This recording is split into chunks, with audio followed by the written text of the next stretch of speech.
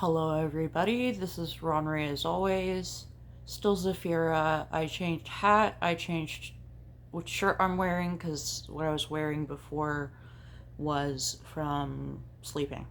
I also put on my binder. I know it's hard to tell, but it's a binder, not a bra. It is, however, the For Them binder, which means it compresses less than a traditional compression top, which is in and of itself less than a traditional binder. So it doesn't do much compressing, it just holds it in the same spot as a traditional binder does. I do plan to buy the binder max when it comes in my size again, when I have the money and or Christmas birthday comes around for me to ask my family to buy me one. Um, I can potentially ask my uncle to buy me one, especially if I tell him it's for medical purposes. Like, if I explain to him that it helps me present more femininely and corrects my posture, which is why I want it, is it corrects my posture. Anyway, I'm wearing a binder, so my posture should be better this video than the last one. As you can see, it is dark out. It is 10:05 p.m. I took my nighttime meds except Lybalvi. And I put on some cologne, both on me and the bunny. And I will make a separate video for the purpose of introducing the makeup and fragrance audience to this. But for those of you who are in that audience and also watching this for true crime reasons, this cologne is Men for Ardent and Addictive Mixology 0.27 fluid ounce, 8 milliliter.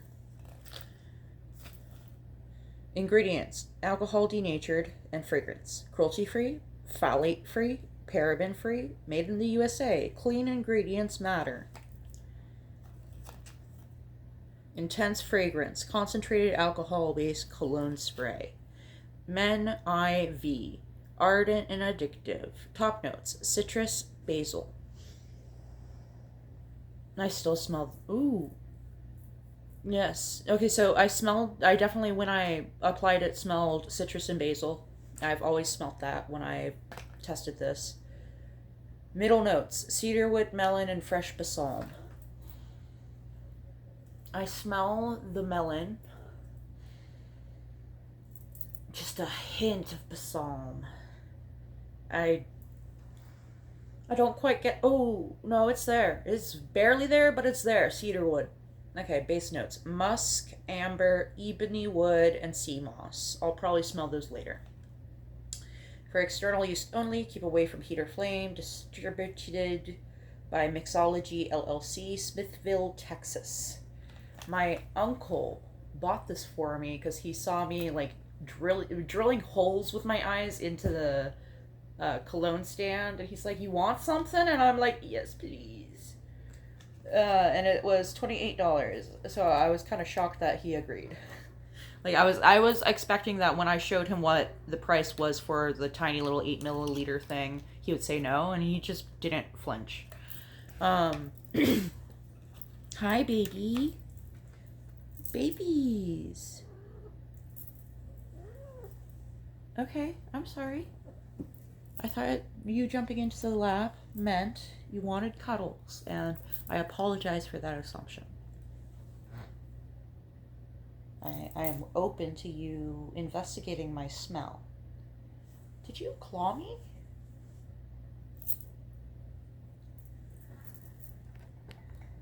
Oh, that's her butt. Yeah, she doesn't want to be picked up right now. Weird. Okay, so let me open up my phone and scroll to, what was it, July 4th? Yeah. July 4th. I forgot. While I was looking for the cologne, I found my metal shot glass that I use to measure espresso. Um, so if the people who are following my caffeine journey, I jokingly call it caffeine maxing. That's not actually what I'm doing anymore, but it used to be. I caffeine maxed when I was in rehab, partially for entertainment, but mostly because I was used to binge drinking alcohol and needed something to replace it. So I binge drank coffee instead. It was weird. When I was in rehab, I would fiend for coffee, and then I got home and cut back instantly. It was weird. Probably because it was so expensive and it was no longer free. Paid for because I had paid for the stay. It was a nice rehab. Anyway, I will be measuring my espresso with shots, and I now know this is a 1.5 measure. It is not a 1 measure. Um,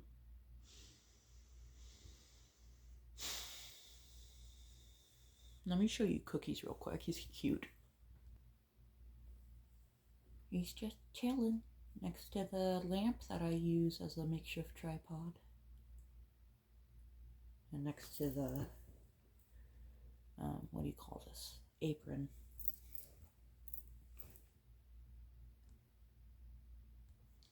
For a second there, I was like, why does my upper back hurt? Do my kidneys hurt? And then I burped and I felt better. Okay, I want to draw attention to something before I light an incense over there. Aromatherapy helps me ground myself, hence the cologne. Oh, did I show you? Oh, okay, so I showed you the cologne, but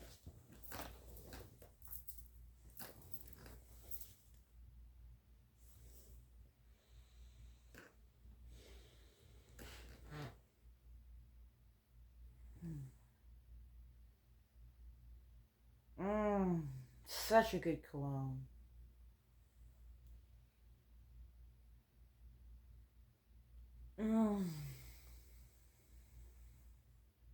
I need to take a selfie with this and send it to my dad, who bought me this stuffed animal.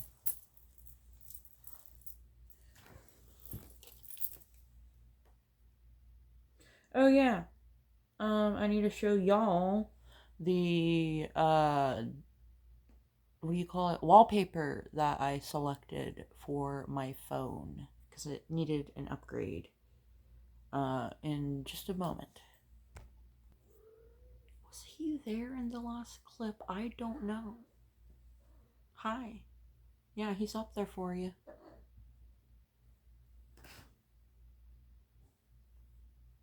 You can do it. Here, you need help?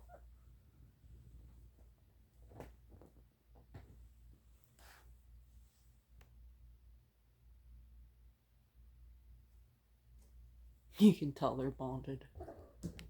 And off she goes.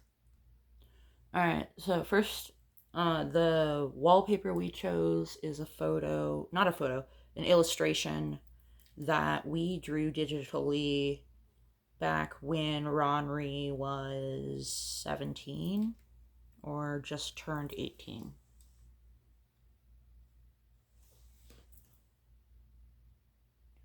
There's 2 beauty marks right there. Pretty spot on, if I do say so myself. The other thing I wanted to point out is, what color are my eyes? Black. How about now? Still black. This will become relevant later. Alright, now I'm gonna pull up the Google photo. On YouTube, where the public domain can see, I will not show his full face until the FBI either concludes the case or tells me to do so, whichever comes first. However, I do want to show you the scar I gave him. So he gave me this permanent eyebrow scar because I gave him this permanent nose scar. You see how it looks like the tip of his nose was sliced off? It was dangling. He looked in the mirror, and then that's when he attacked me. Up till July, which the specific incident I will get to in a bit, up till July of that year, he never laid a hand on me first. It was the thing where he would trick me into snapping on him after like hours of verbal abuse and like just like inhumane treatment and like using military torture techniques on me and shit. He would wait for me to snap and throw the first punch, you know, and he would corner me and I would defend myself. And whenever I would defend myself, he would use that as proof that he had to defend himself from 114-pound, 5'4" me, who does not have any combat training. I know how to knife fight, but I wasn't about to do that with him, as we learned from the screwdriver incident, which will become more relevant in August of this synopsis. I just scrolled through the video from July 6th at 12:21 a.m. and I'm going to bookmark it. 2 minutes and 11 seconds into it, there is a still frame that I can show you. It's a pillow. It's a pet. It's a pillow pet. The smaller size of the bee variety, the bee colored pillow pet, that my stepdad Ben, I believe, bought me, if I'm not mistaken. He might have made me buy it myself, because that was the original plan, was to make me buy it myself. But I think that one day we were going through the store and he, spur of the moment, was in a good mood. And I guess like I got good grades or something. I was on good behavior. And so he was like, you know what? Go pick out that pillow pet you want. The smaller one. I'll pay for it. He's the one that died in June of 2021. He died on the 18th.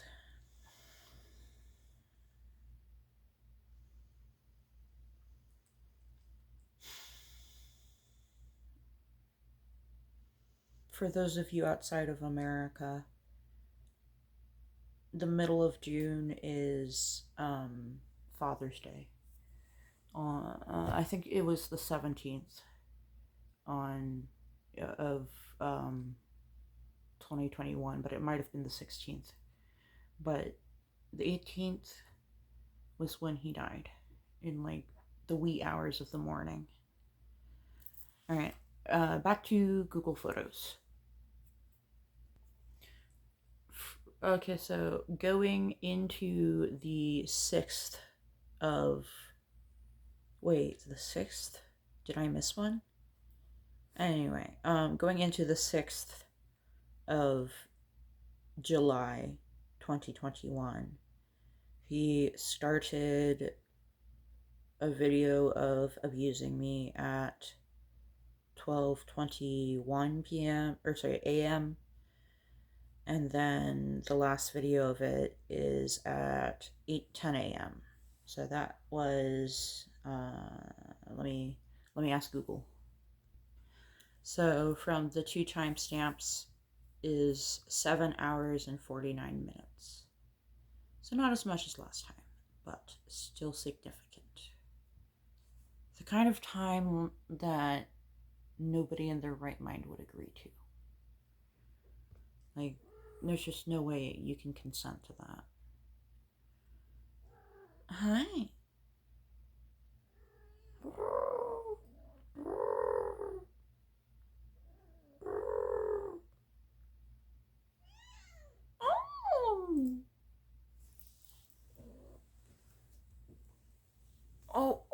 Okay, I won't let you on my shoulder. Goodbye. I thought you wanted to cuddle. What are you doing?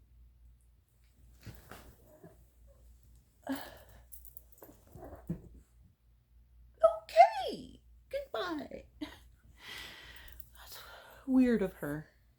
Hi.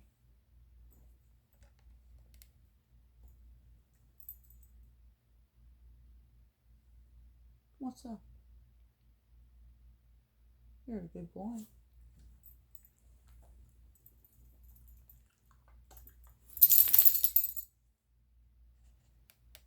know what he wants. What time is it? It's 11 p.m. I'm not sure what he wants. He's probably starting to get hungry again. Here is July 13th. Baby bump progress pic. Not that you can see a baby bump. July 13th. Let me calculate how far along I was. 14 weeks and about 5 days.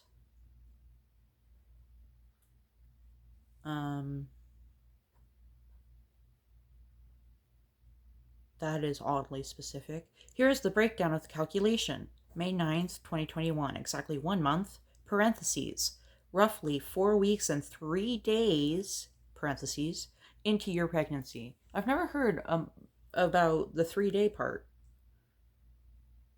4 weeks and 3 days into your pregnancy. Is that to account? Yes, it's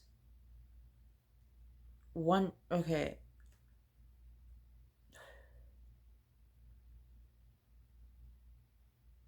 Four weeks and 3 days is 30 days.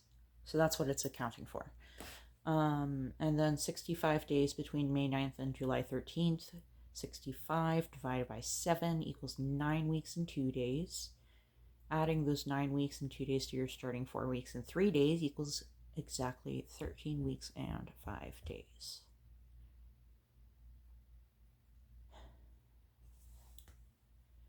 Pregnancy is officially measured by gestational age, which counts from the first day of your last period, about 2 weeks before conception. First day of your last period. Good to know. I knew it had something to do with the last period, but I wasn't sure if it was the first day of the last period or the last day of the last period. If you have an early ultrasound scan from that pregnancy, I can help you calculate the exact estimated due date or verify the gestational age from that medical milestone. Sorry, I got distracted by a comment I missed 3 days ago because they didn't tag me directly.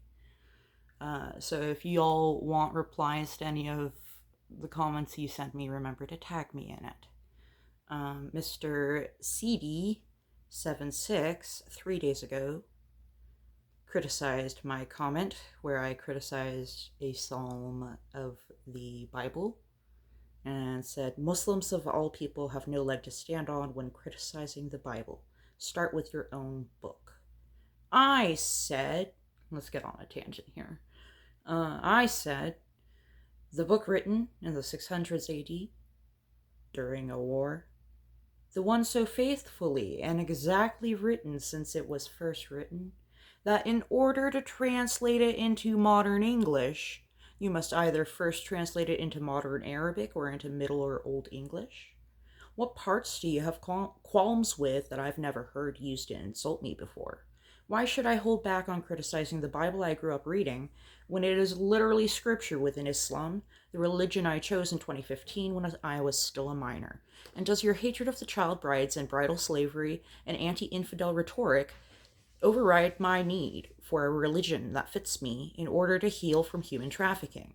Or do you think Christians go to heaven and Muslims don't? Because Muslims believe Christians and Jewish people and Rastafarians, etc., go to heaven too. Your move. And I remember to tag him. Alright, let's get back to Google Photos. So I was 14 weeks and 5 days pregnant in this photo. Okay, I loaded. So in this photo, I'm almost halfway pregnant. Hold on, how many months is that? Now the same AI says I was 12 weeks and 3 days pregnant. Here is how the calculation breaks down. May 9th, 2021. Being 1 month pregnant generally correlates to 4 to 5 weeks of gestation, since the standard medical pregnancy counts from the first day of your last period. Time elapsed. There are exactly 65 days between May 9th and July 13th. Total calculation, 65 divided by 7 equals 9 weeks and 2 days. Adding this to your initial 4 weeks and 1 day puts you precisely at the 12-week, 3-day mark, which is the very end of your first trimester. If you would like to estimate your due date or find out what pregnancy milestones match that week of gestation, tell me what date did your pregnancy ultimately conclude. That's a nice way to put it. I can help you build out a timeline of your pregnancy journey. Thanks. I don't need that right now. So that was the pregnancy photo I showed you. End of the first trimester.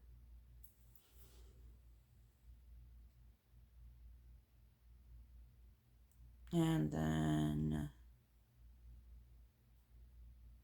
later that day, we checked out. What? Okay, yeah.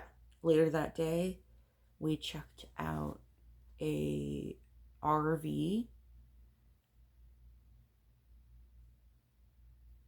and we never ended up buying it because we broke up. Oh, here's a photo of myself at the RV with my iconic rope braid.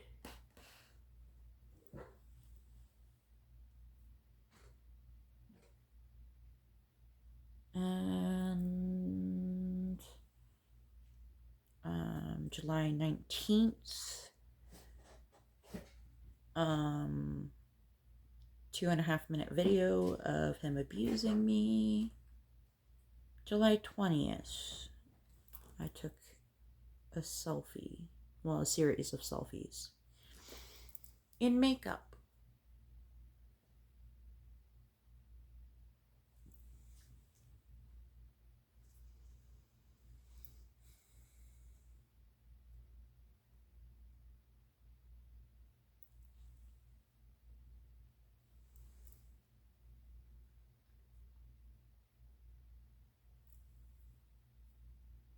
And here I am in the hat. I believe he bought it for me. And July 22nd at 3 a.m. there is a 26-second video. And then at 3:08 a.m. there is a 2-minute 12-second video, both of him abusing me. Then another one at 3:48 a.m., 56 seconds long. And 3:50 a.m. black and white video, 24 seconds long of him abusing me. 1 minute 20 seconds at 5:51 a.m. black and white photo,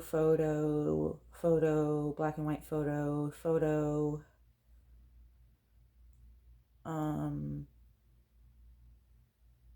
photo with different proportions, maybe from his phone.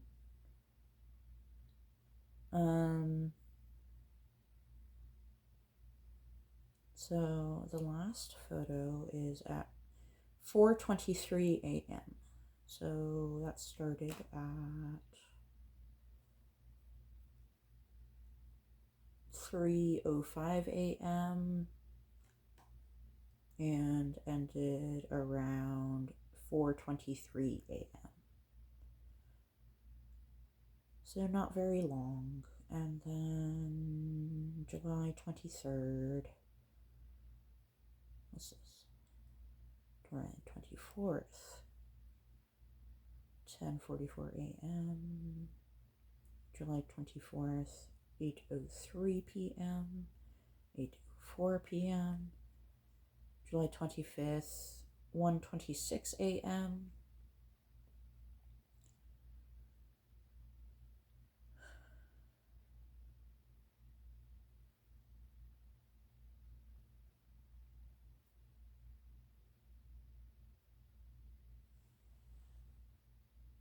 What's that? Is that a remote? I think that's a remote. I thought it was something else for a second. At 1:26 a.m. on July 25th, I take the last photo for several days. And it's a photo of him in his underwear.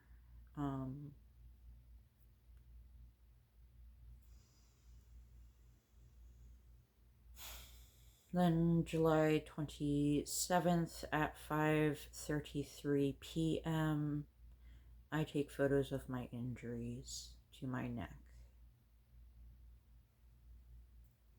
And I can show it to you. It's very hard to see, especially through a second screen.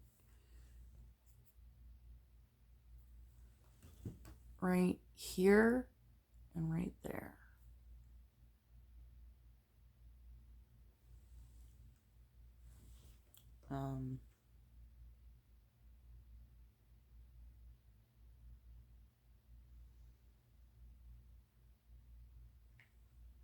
Here's the next photo. Same day. Different angle. Oh shit. Okay, so there's a bruise that looks slightly healed right there. And a matching bruise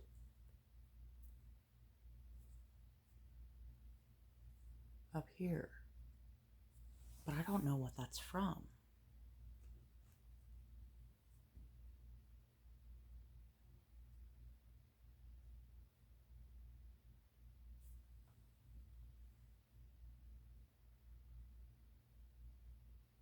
It could be from the same incident, July 27th. And here is from beneath.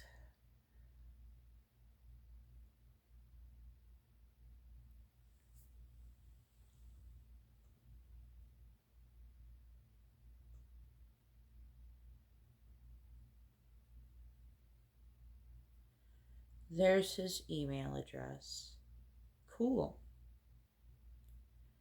And then August 2nd, I took a photo of the motel we squatted in for a few days for absolutely no reason.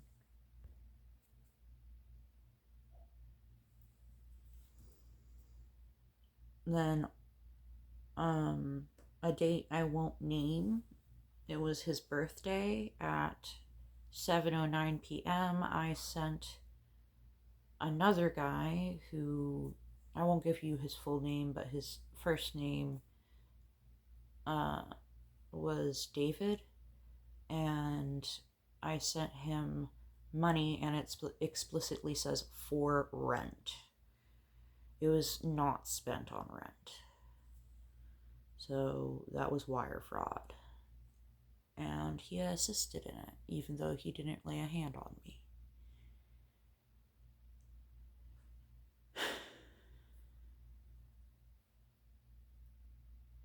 August 8th at 20:21 a.m. at 12:30, August 8th, 2021 at 12:38 a.m. Let me answer that real quick. So August 8th, I took this photo in a tent in the middle of the woods. I had escaped Sean. Okay, that's a common name. Okay, well, anyway, I escaped my trafficker. Um,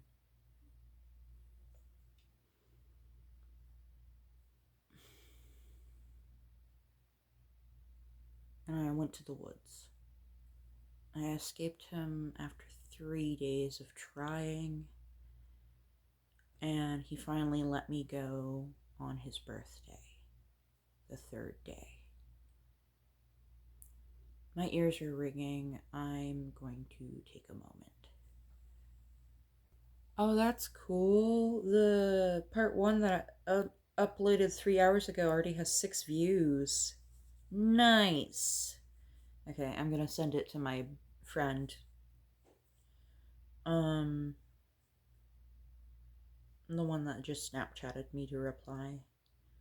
I'm gonna send it to him, and if I remember, I'm gonna send it to my buddy who just got out of prison, who I met in rehab.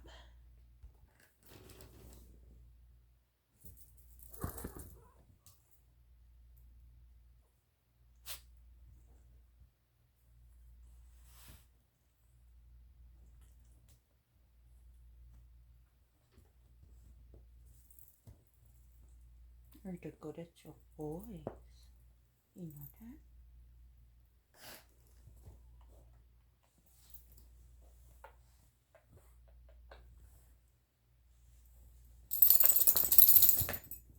Did you fall into the couch?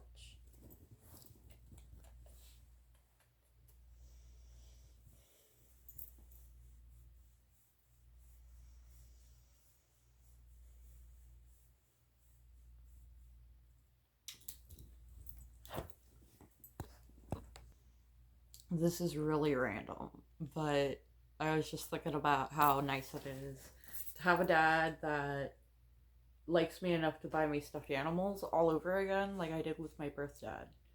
And then I remembered how I would, when I was little, when Barbie was little specifically, in elementary school, we would throw tantrums to get stuffed animals and toys and stuff at Cracker Barrel. And I'm a gentle parent by nature. We're a gentle parent by nature. And it just seems so obvious to me that the solution to what was happening at Cracker Barrel is, in order to stick to the rule that you can only get one toy per visit, if you see a second one and you can't make up your mind between the two, pick the one you want now, and next time we go to Cracker Barrel, you can get the other one. Instead, my parents would just cave after 20, 30 minutes, and I would get both toys. And now I'm diagnosed with narcissistic personality disorder. Not blaming them. Well, one of them. But anyway,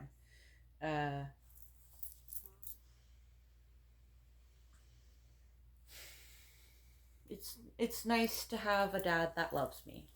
And I sent him a selfie of me with the bunny, and he replied with his usual emoji, which is the alien emoji.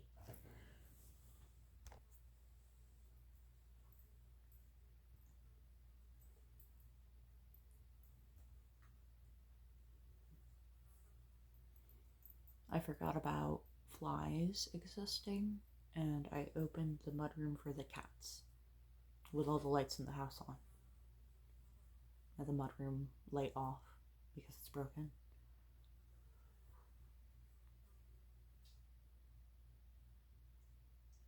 Oh well, they'll die. I feel bad though because they'll die. Usually I leave the mudroom door to the outdoors out there open, with the entrance to the kitchen closed, so they have nowhere to go but the outdoors. But I forgot that I hadn't done that before I opened the door tonight from the mudroom to the kitchen and cracked it for the cats. And there's no undoing it now, so I might as well just leave it that way. Alright, let's get back to it. So July 27th, he left those marks on my neck. On August 8th, at midnight, I take a photo in the woods of, it's a goat skull that I found by the train tracks, and sunflowers I illegally picked from the median of, I think it was Main Street. It might have been Long Street.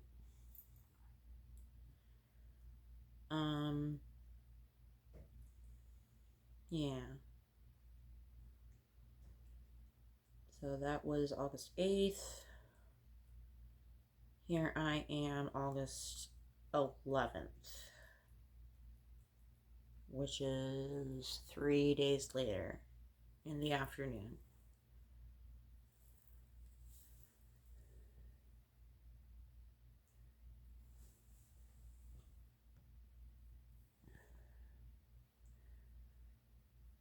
That's an arm and a leg covered in bruises from fighting with the guy who assaulted me the weekend. The guy that gave me the STD, and the guy he warned me about, who I had a crush on, who ended up basically trafficking me. So I had to get out of there eventually. Fighting with them, physically fighting with them.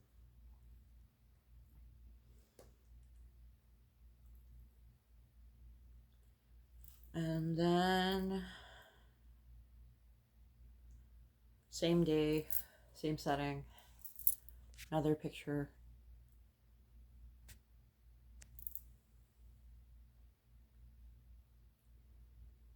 Leg, that's my thigh. Those are thumbprints from the guy that gave me the STD. I'm surprised I didn't catch it a second time. Here is another. And another. I was out in public in a parking lot taking these photos. This is before. Am I wearing underwear right now? Let me put on some underwear and I'll show you the tattoo. But down here, you can see just the lower half of a stick and poke tattoo I gave myself in 2018. But yes, that is this leg.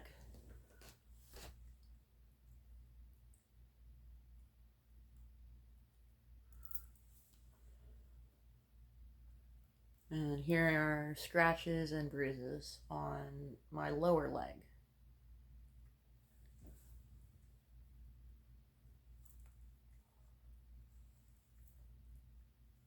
Here's another photo of my arm.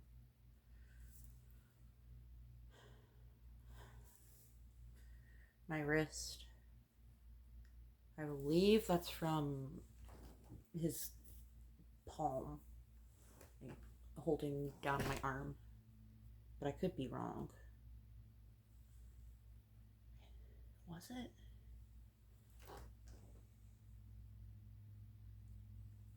It could have been.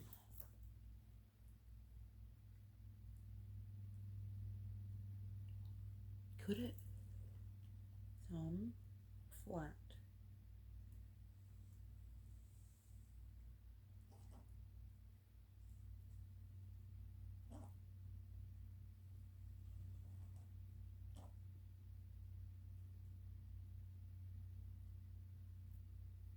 I don't know.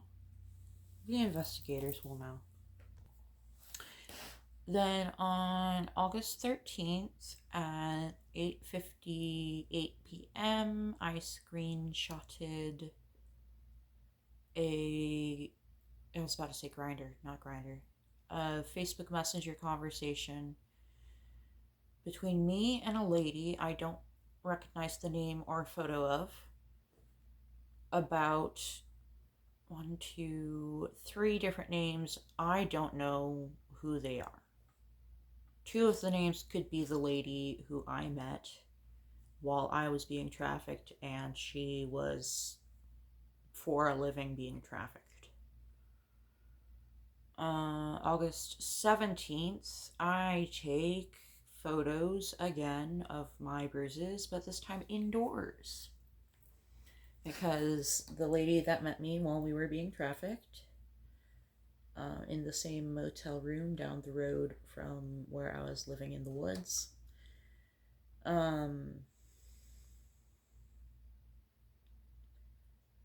she wanted to help me out. So she... Is there anything in the background? I don't know. It kind of sort of is, but it's not the most thingy thing, if that makes sense. It's just part of a thing. Anyway, I take photos of a bruise on my arm indoors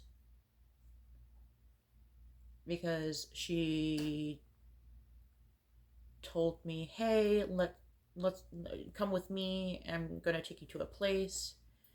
And before she left there, she said, you can stay here to live here, or you can come with me to the next place. And I said, I want to stay here. Here's the photo of the bruise. And this is August 17th.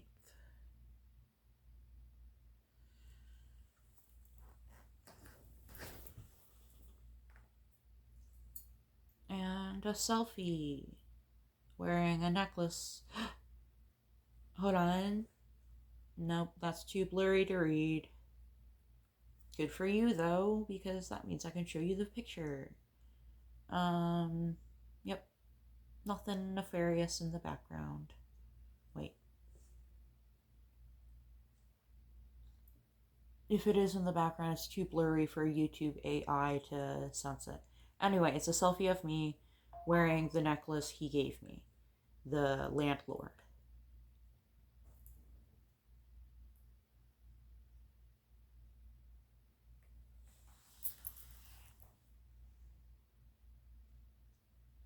I just got a notification from TikTok that's suspicious.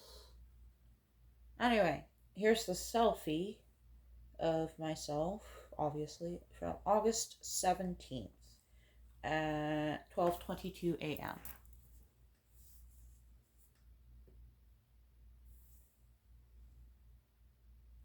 There's the necklace.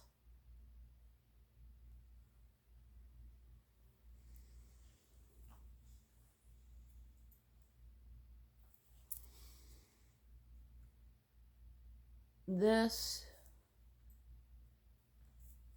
this, this, and this, and this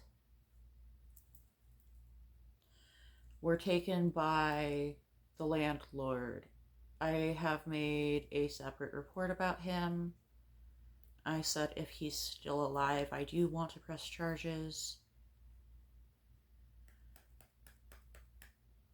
And he admitted while I was there in his house that he had killed 5 men and buried the bodies in a junkyard. And I hope the police find them if they're real. He could have been bluffing. Here I am with the iconic rope braid. That was my favorite scarf at the time. August 24th, still indoors.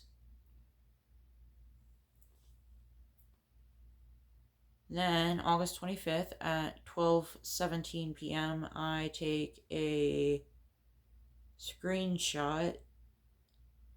The contact is blocked. It's the landlord. It says, I think it's time that you might need to go home. Then he called me, and that timestamp says 4:17 a.m. And I say, what's up? And he says, I think it's just time to head back to Fort Worth and take care of your life. That's all. I said, okay, I'll pack my stuff. I don't feel safe sleeping in the same room as you, so if me sleeping on Jason's floor bothers you that bad, I'll gladly get out of your hair. Thanks for putting up with the burden of my existence. I'm sure it's been grueling. He said, it's not a fact. You can wake Jason up and tell him he needs to go too. And then a thumbs up emoji. I said, he wanted to come in and smoke with you, but I guess it was you that didn't want to be friends. He says the offer is still on the table if you change your mind and want to smoke. At 4:48 a.m., I called him for 18 seconds, and then at 4:51 a.m. for 14 seconds, he called me. And by 12:17 p.m. that day, he was blocked. Same day, let's see, at 10:15 p.m.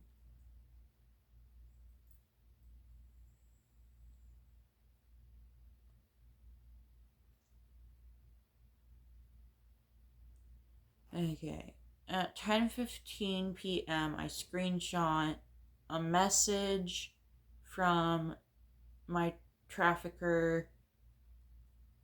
5:28 p.m. August 18th is when he sent it.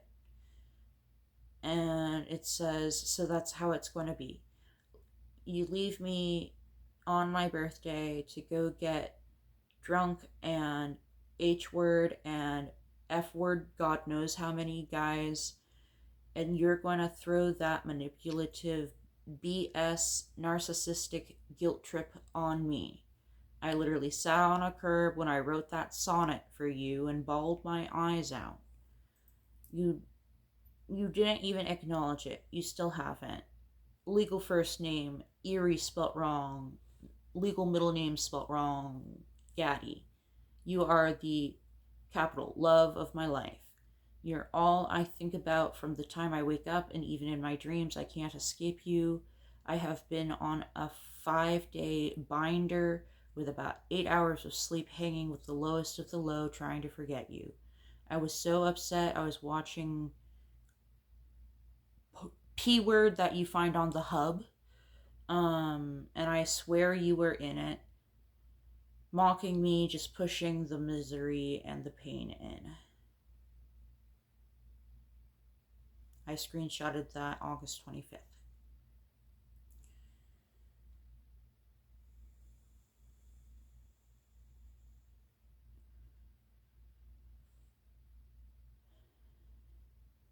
August 25th, same time, I screenshot from him.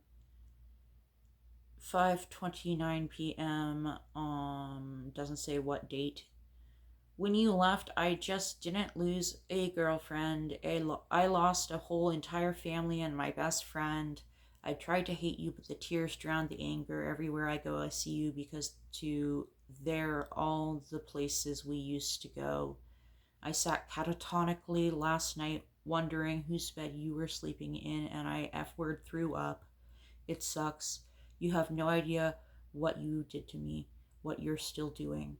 But I will be okay, and this too shall pass. I've been heartbroken before, but I survived.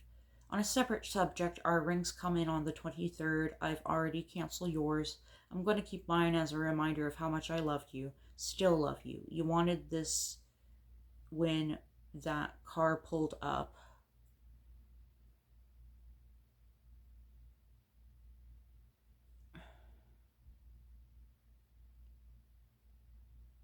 At 5:54 p.m. August 18th, he said, I will be changing my number again. I'd really appreciate it if you at least texted a once in a while.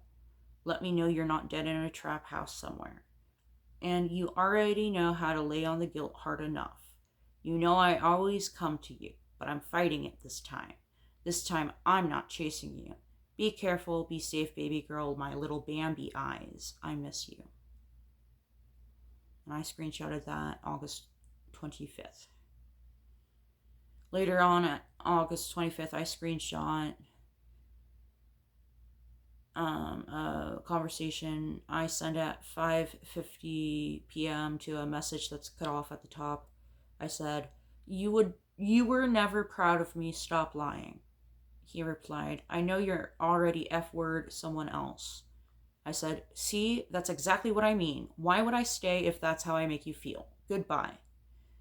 He said, I have no reason to lie. I'm not gaining anything by lying. I said, I will always love you. That doesn't mean I need to listen to your abuse any longer. Let me die in peace. I'm sleeping alone in broken glass with no food or water because it hurts less than letting you cheat on me and throw me around by my throat after I S-word your D-word for 3 days.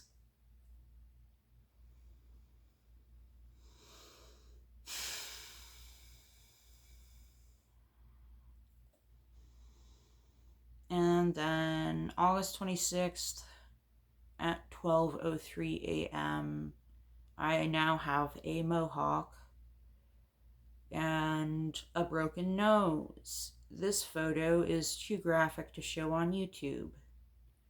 However, I can show you the one I took at 4:20 a.m.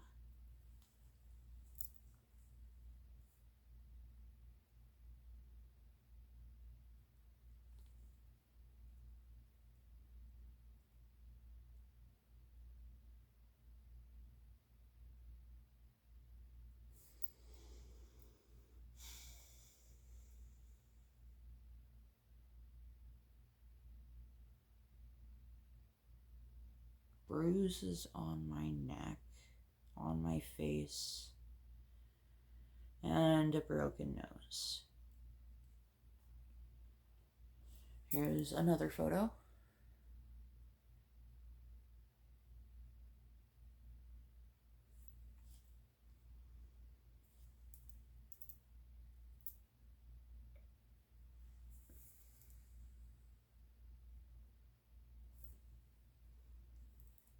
I don't even know what kind of bruise that is. It's so, I don't know how to describe it. It's like so opaque. Solid. It's so solid. Like it's a solid outline instead of like a dappled one. Such an interesting bruise. Ooh, this one. I like this one. I look so tough. Literally tough.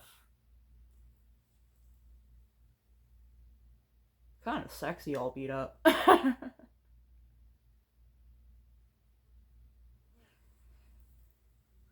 So that is when my mohawk started.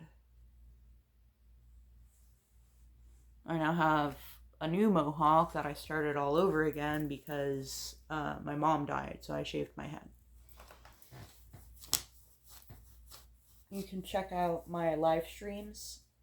I recently did a hair cutting live stream, and then I also did a get ready with me hair reveal of my actual hairstyle without it all tied up for a hat.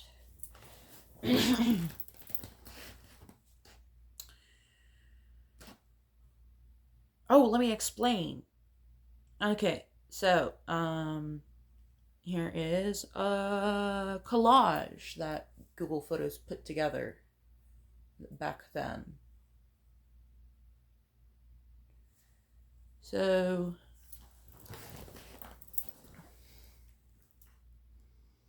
this photo, excuse me, the reason I kept any hair at all is because I wanted to do two things. One, I wanted to keep the hair I had started growing when I became pregnant, because I shaved my head for the last time shortly before or right after I became pregnant.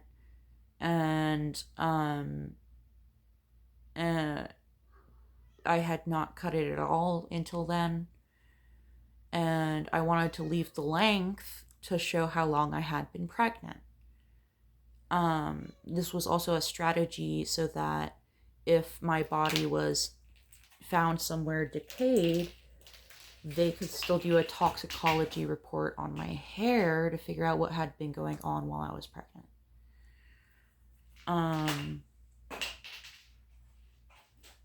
And Cherokee men, traditionally, that's the kitten, by the way. She's playing with a bottle cap of a plastic bottle cap to the perfume. Anyway, Cherokee men, traditionally, I think it was like on the side, had a ponytail and the rest of their head shaved, like literally all the way up to the ponytail. So just a long lock of hair up the side of their head and the rest of their head shaved. That is not the most job friendly, even at alt places. Unfortunate, I know. So I have a mohawk. I cheat a little. I use a different tribe's hairstyle. And I grow it out like a Cherokee would in the style of a Mohawk Indian. So it's a little fusion-y, you know? Sorry. But it's what's significant to me. Another reason is during the summer, the sides of my head need to be shaved, otherwise I get aggressive from overheating. Like visibly is irritated, and everybody's like, "Are you good?" And I'm like, "Get me out of here."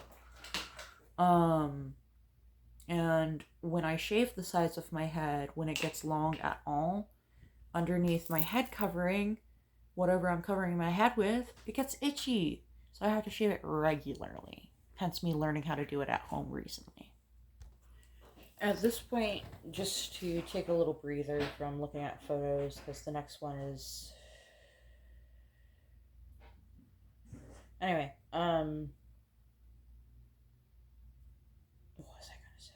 Oh, yeah. Let me, first of all...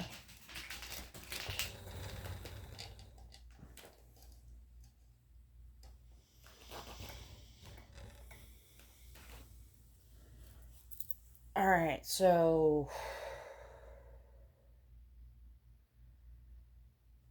There's a difference between the kind of charges that people who commit human trafficking usually get charged with, especially during plea deals. And then there is outright trafficking charges. They differ depending on the state. Fucked up, I know. In the state of Texas, human trafficking is defined as trafficking of persons, and continuous human trafficking is considered continuous trafficking of persons. Trafficking a disabled person is also continuous trafficking of persons, regardless of how many times it occurs. And I have video of him trafficking me. We've already gone over it, and there's more.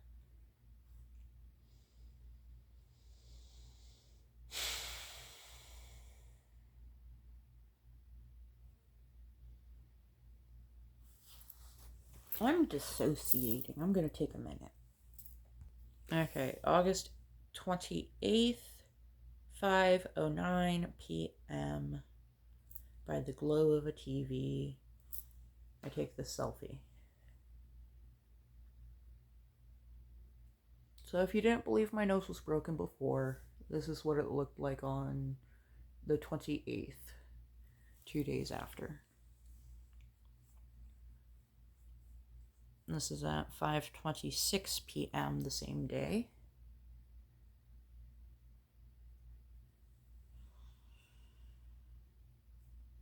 $5:27.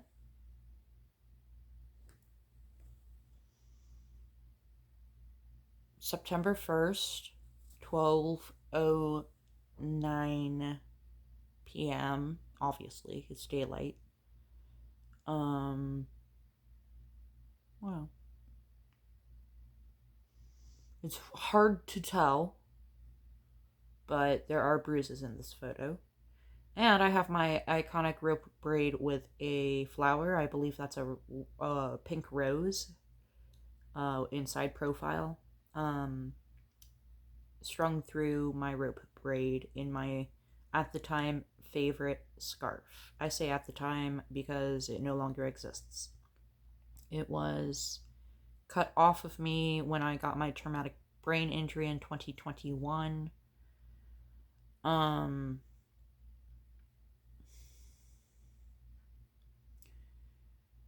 I now have a different brown scarf, and I would say my favorite scarf is the pink one. That's the one Barbie wears. All of us can wear it, but Barbie is the one that exclusively wears it. Anyway, here is the photo. September 1st, noon. There's the flower. There is the double black eye. Down there is a bruise. And down there is a bruise.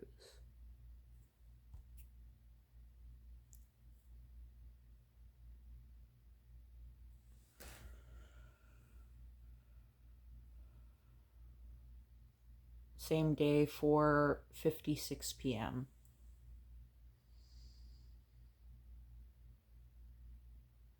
I still have those glasses. Not in one piece anymore, but was I wearing them prior? So, August 28th, I don't have the glasses. September 1st, I have the glasses. Let me, or not screenshot. Let me star that. The trafficker, found the glasses in a set of drawers that were discarded beside a dumpster because they're too heavy to lift into the dumpster.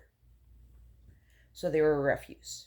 Clean refuse, but it was refuse.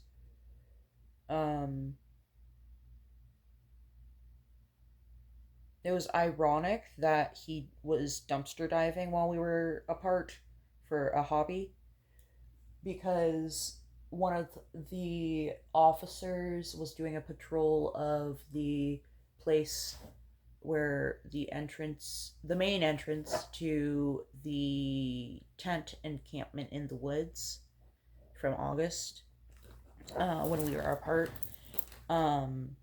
The officer was patrolling the main entrance and stopped me as I was going through there and asked me for my ID, and I said I dropped it in a trash can.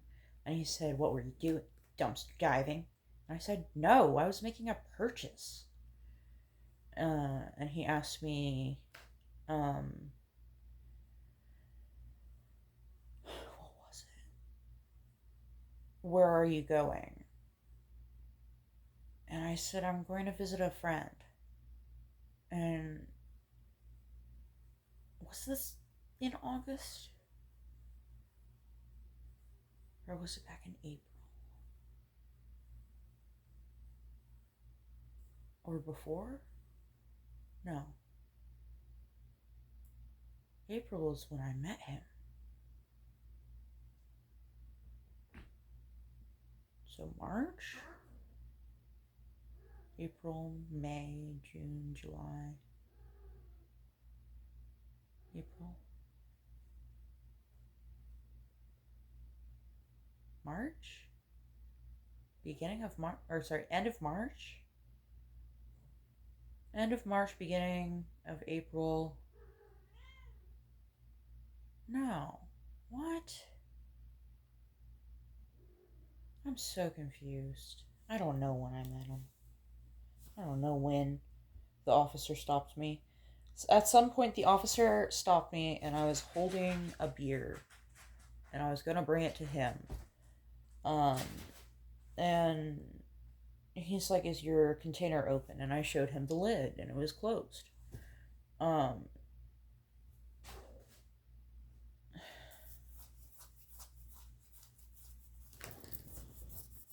I hear her jumping around. I don't even see where she is. Anyway, here is September 2nd at 4:06 p.m.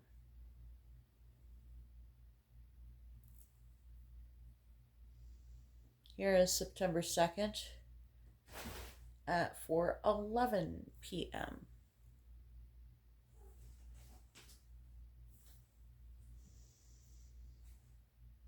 There is September 2nd at 4:11 p.m. again.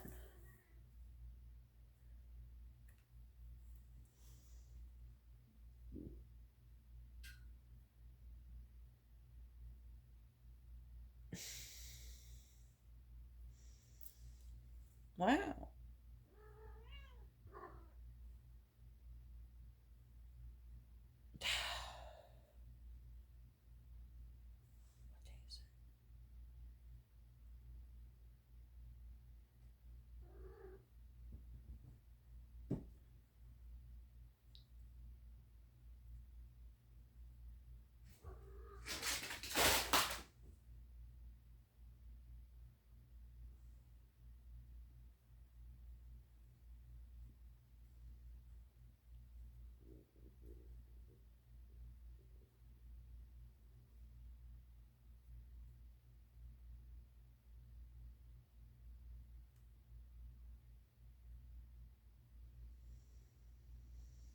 So that was September 2nd. This is September 4th in makeup at 1:28 a.m. And I guess I used concealer to cover the black eye. I don't know why. At 1:28 a.m. I guess because that's when he allowed me to do makeup. So that's why I did it. I did a good job.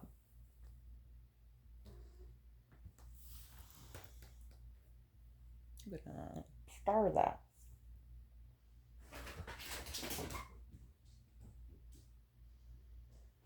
And then September 4th, so the very same day at 4:48 a.m. my black eye or black eyes are showing. Where's my face? My makeup is kind of sort of still there, so I haven't taken it off. Let me zoom in.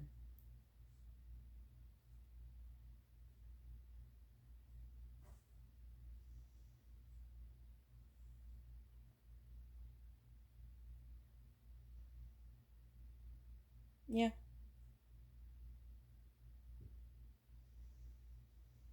So I had some freedom. I think he was like in the shower or finally asleep to practice an art form that he was into called shibari. And I wanted to show him the photos, and I suppose that's why I did the makeup, is because I plan to do shibari to show him that I'm capable of art that he approves of, not just makeup. Because the thing is, he initially did not allow me to do makeup because he didn't like it. And then he started to allow it because I guess he talked to somebody who told him to let me do my makeup, or he stumbled across something on the internet about it. And he said, I realize it's just your way of doing art and getting into the zone before we do what we do. And you just need that time to prepare. And I would say it reduced how much we would physically fight that he let me do makeup. But anyway, here is the photo. I didn't do too bad of a job, if I say so myself, for a Dunning-Kruger amateur.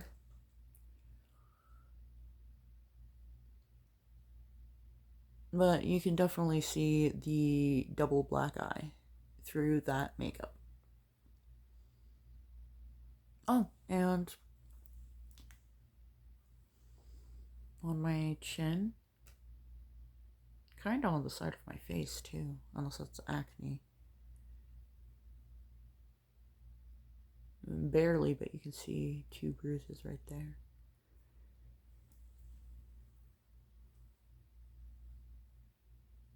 And let me lower down in the same photo, there's another bruise.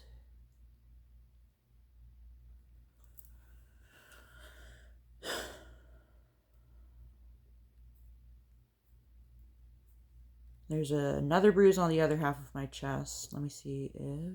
There we go. Right there. All the way up to here.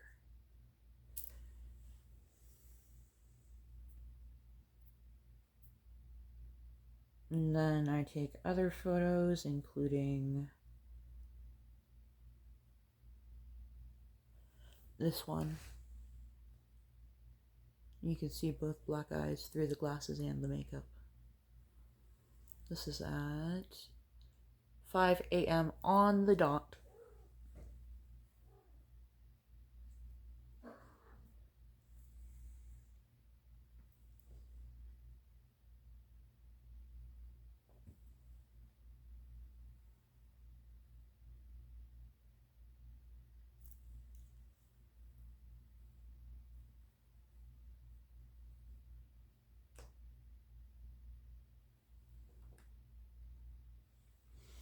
I'm not sure if I'm doing my eyes right, but that is me.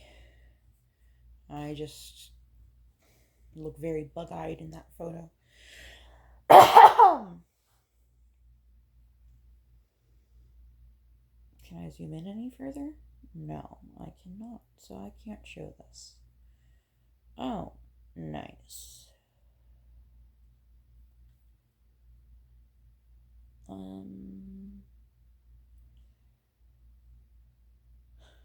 That's a picture of me. Oh, a video. That video.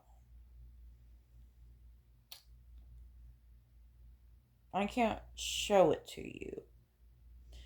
Let me watch it with sound off camera and see if I say any names or anything that can't go in this video. So that was really cringe to watch. I'm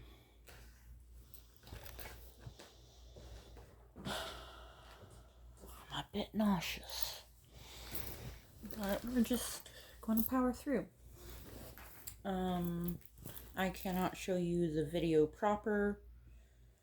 I can zoom in on my face during a still, and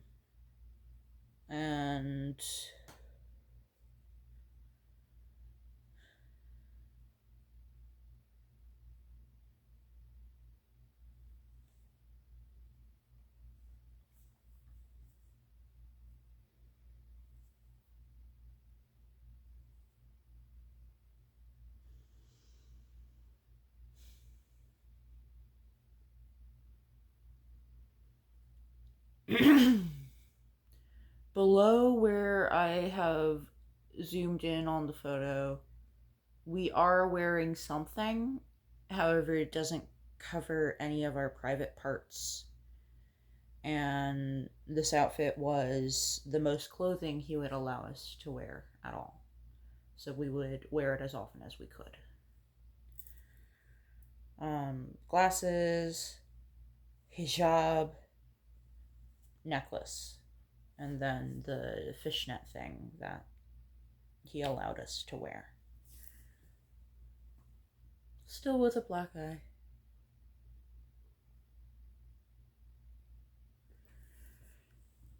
Alright, let me turn up the volume. I will pause it when he says... I'll just explain what it is. He doesn't get very creative at all, because I put him on the spot, and he's trying to do this for just a video and doesn't care. He literally doesn't care, which was really gross of him.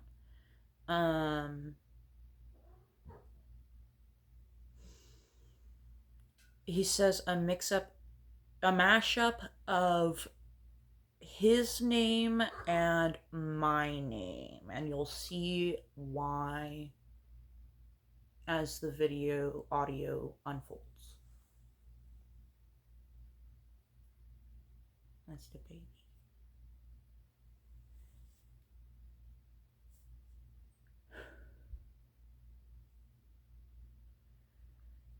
I was equivalent to her age. I was 23.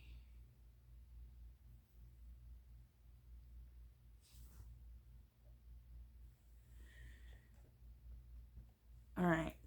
Can you see him? Yeah, you can see him.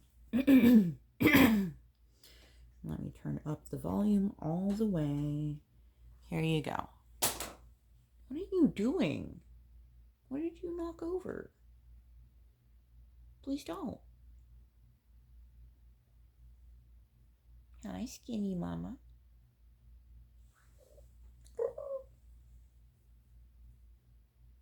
You wanna come cuddle?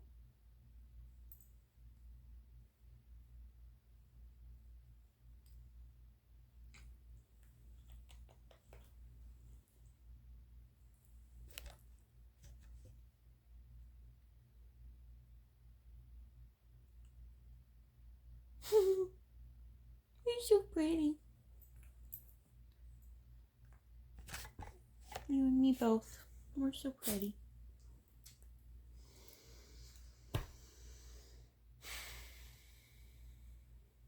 Okay, let me play the audio. How long are we? Okay, we're good. Hold on. Here we go. Okay, that is the beginning. And then I scoot closer to him because he beckons me forward off camera. Sure you do. Tell me 3. He said, "Tell me why you love me." And I said, "I don't have enough time." And he said, "Sure you do. Tell me 3. 3 things. That you love about me. Everything? But, 3 things, okay.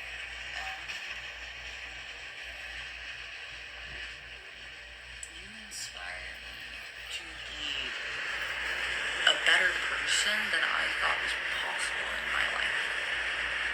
You give me hard proof that life is not as bad as I think it is, or thought it was. And I was convinced to the point where I'd convince other people. And now I look back like, damn, if I could tell myself 2 years ago the things that I understand about the world now, just from meeting you and watching you handle your own shit and get things solid, just never giving up and being so, making it look easy to be a functional adult in a way that I flounder at. And Look at the camera. There you go. the fact that it rubs off on me, that you have so much good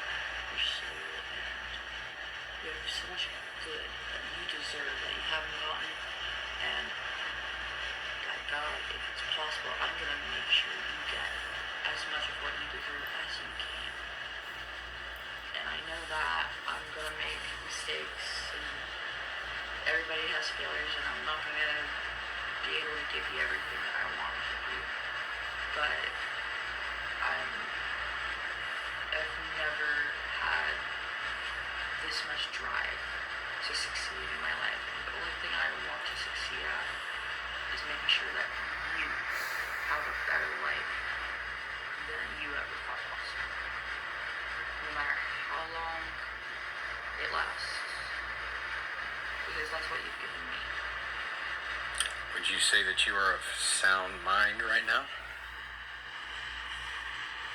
Visibly not. I walked into that one, didn't I? I replied, am I ever?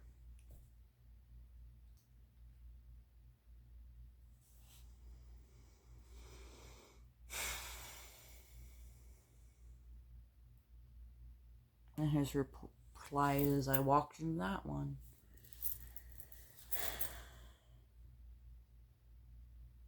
So he admits it himself that I'm not of sound mind on the usual.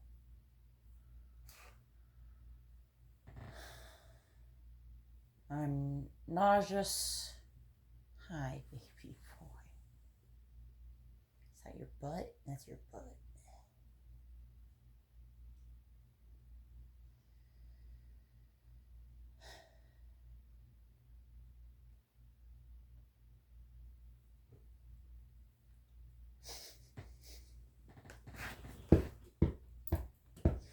No, who did that? Somebody sent me a meme. One of my alters just sent me a meme. Who did that? Cool. Okay.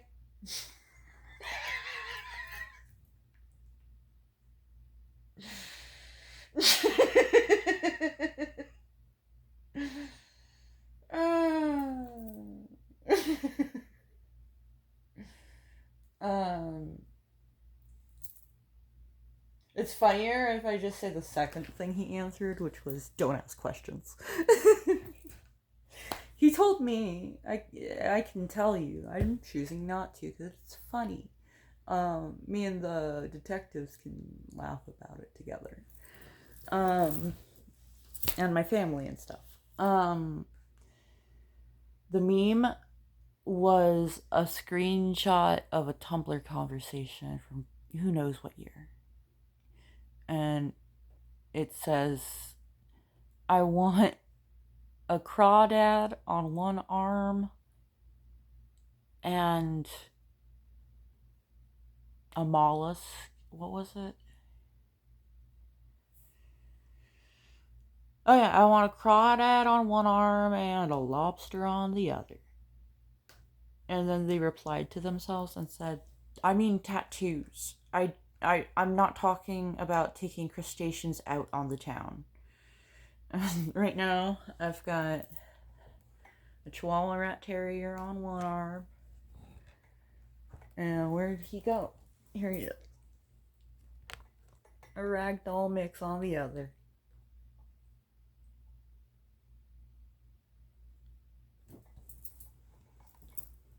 I wonder if he's at all part ragdoll or if he's just accidentally got all the traits.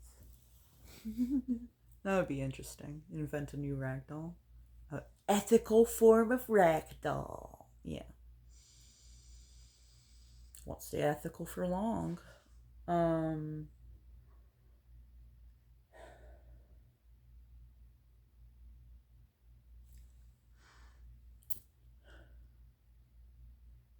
Where's that cologne? Okay, I feel better now after drinking the rest of my milk that I was supposed to drink earlier. Here's the rest of the audio. You know what I mean.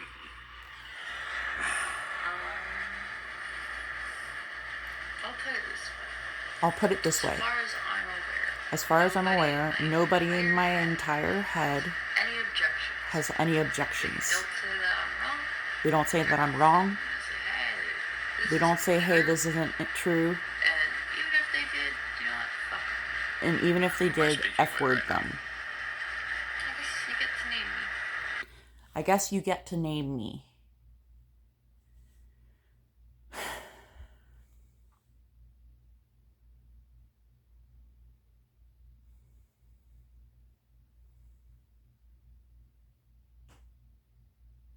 This altar didn't even have a name yet.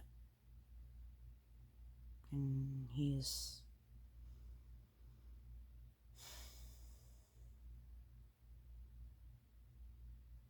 doing whatever Machiavellian shit by taking this video of us and asking us these questions. Why would he ask, why do you love me?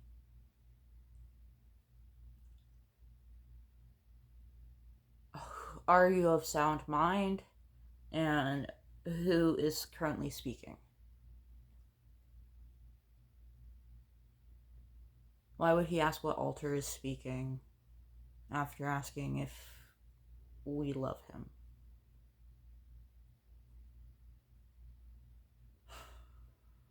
And then, when we don't have a name for ourselves, whoever the altar fronting was,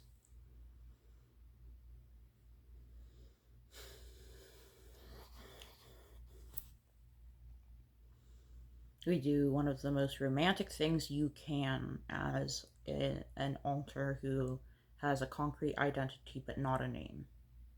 Offer your partner the opportunity to name you. That's how me, Zephyra, got my name from the guy before the trafficker. Joey. I miss him. I want to catch up with him.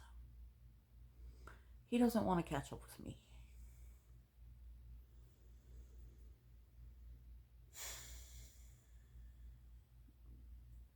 Alright.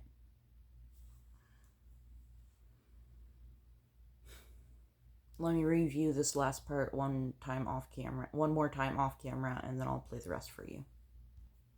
Okay, I have to stop it at 4:03 into the video, which is 4 minutes and 12 seconds long. So here is what I can play you. I've never had this much drive to succeed in my life. The only thing I want to succeed at is making sure that you have a better life than you ever thought possible. No matter how long it lasts. Because that's what you've given me. Would you say that you are of sound mind right now? Am I ever? But I walked into that one, didn't I? You know what I mean.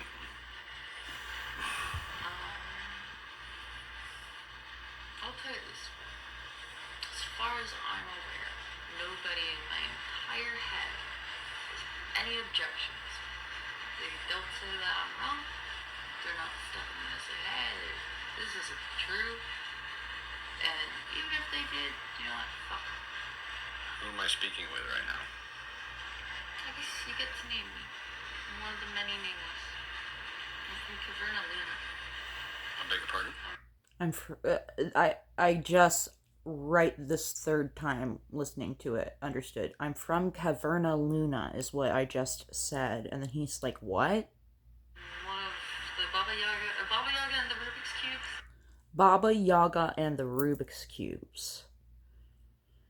Let me explain what the hell that means. Baba Yaga is what he nicknamed us. Rubik's and Cubics are two of the altars that were his favorite to abuse. I'm from Caverna Luna.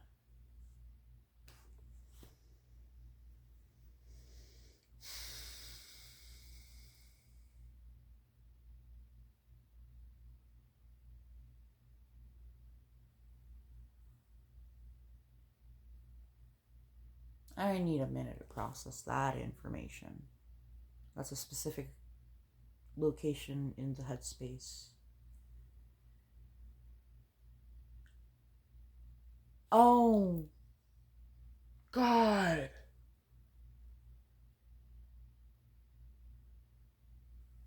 Alright, yeah, I really need to process this off camera. I'm back. I didn't go far. Two of these fragrances. There's 3 different levels of fragrance in my head. 2 of these fell into the crack in the couch, and I had to dig under the couch and move the tripod. Kitty cam. He's hard to see until he turns his head toward the camera. Alright. I'm going to reapply the Men for Ardent and Addictive cologne.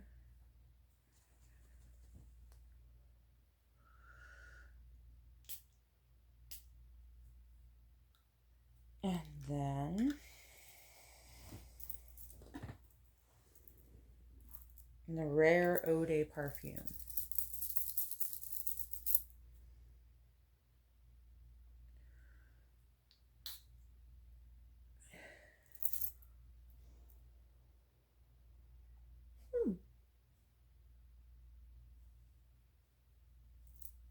Very nice. Very nice. Alright, I'm going to put these where they won't fall. And I'm going to take a little break again because I'm still nauseous.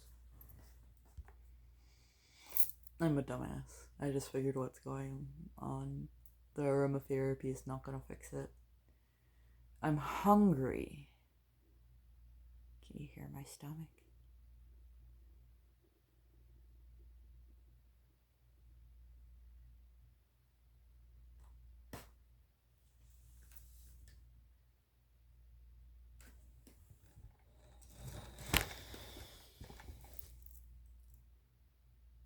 Is it stage fright?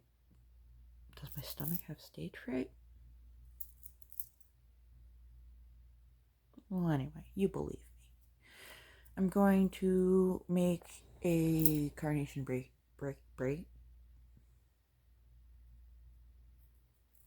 Carnation breakfast essential. I am back. I have a carnation drink, and I have some yogurt. Some Greek yogurt. I think it's honey vanilla flavored. Back to the video. I will play what I can. One of the many names. I'm from Caverna, Luna. I beg your pardon? I'm one of the Baba Yaga and the Rubik's Cubes, you know? The kittens and the princesses. I'm one of that group. But I don't have a name I don't have a spoken name. Cubics Jr. We found out like flowers, wisteria. So, an example suggestion was wisteria. He could have easily just said, oh yeah, wisteria, that's beautiful. Or something like that, you know? I don't know, but obviously, like, that's how much I love you. Like, name me, who am Okay, so at the end there, it was a little choppy because I was like cutting it short. The last second it said, that's how much I love you. Like, who am I? You get to name me. And, his reply was a mashup of his first name with an ending of re, R-Y, as in Ronry.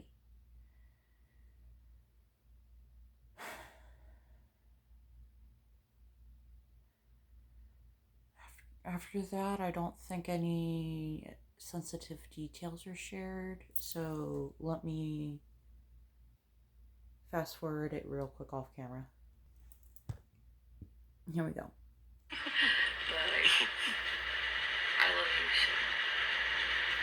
I love you so much. Alright, that's the end of the video. And his reply to I love you so much is, yeah, I know. What an asshole. Just an utter asshole. Alright, that took a lot of energy to get through, but I got through it. Oh, lovely. So that video was September 6th at 1:29 a.m. The next entry in the album.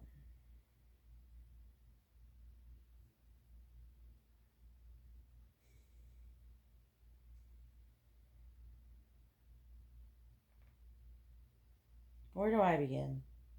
Where do I begin?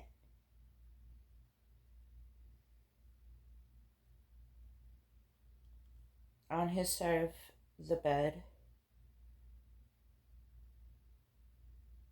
is very incriminating items that he would use against me against my will over and over and over throughout this whole ordeal. And on September 8th, leading up to midnight, around 1:26 a.m., I said, because the photo is taken at 1:26 a.m., I said I could not consent because I was so under the influence of what he forced me to ingest.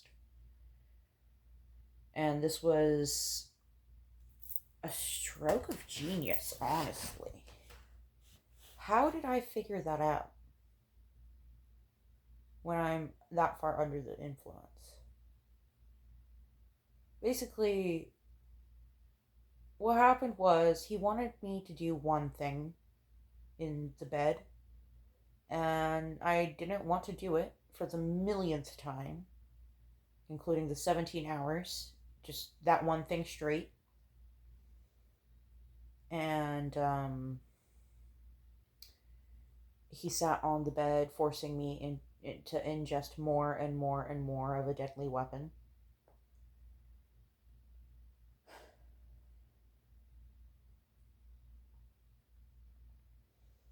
And eventually I was so under the influence of it that I was incoherent, trying to explain to him how we agreed to something before we began and he keeps violating it, and he just keeps going, uh-huh, and sitting there in the position he needs to be in for me to do the thing he wants me to do. And he's hoping his body language will convince me to do the thing without him telling me to, because that has worked in the past. That I would just do it for him so he wouldn't hurt me. This time I was like, well, what's he gonna do? Force himself on me?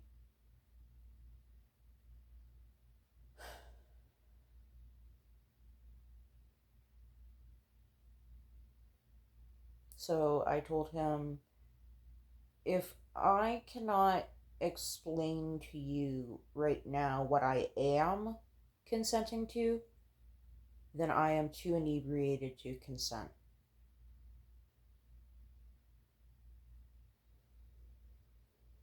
And I said it because I could eventually tell he was playing some sort of head game, where he was hoping I would think that he was just too inebriated himself to understand what I was saying, and that I was too inebriated to explain it, and it would just be easier to do the thing he wanted. And instead I said, I'm too inebriated to consent, so I'm going to go take a shower.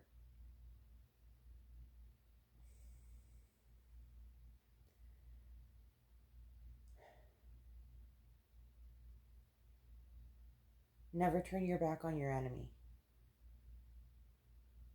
Especially if you're keeping your enemy closer than your friends.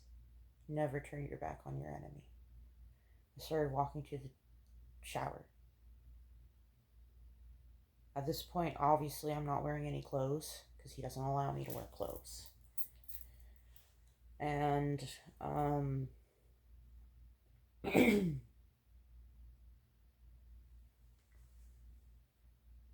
in the corner up here is the weapon in question, next to an ashtray full of cigarette butts.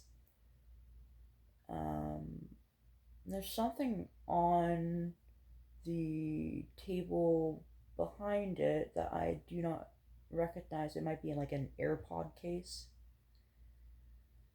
I don't know what that is. I'm not exactly sure what that is, and I think I know what it is, and if it is what I think it is, I can't say it out loud on YouTube. Um, but the focus of the photo is me, naked, covered in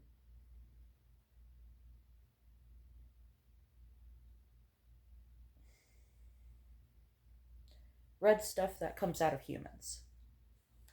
You know?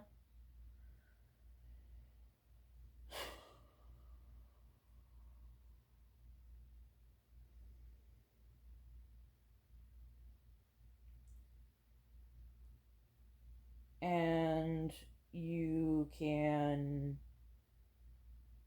kind of tell that I'm pregnant. Specifically because I'm laying on my back, and when you lay on your back, you can see the baby bump more, you know?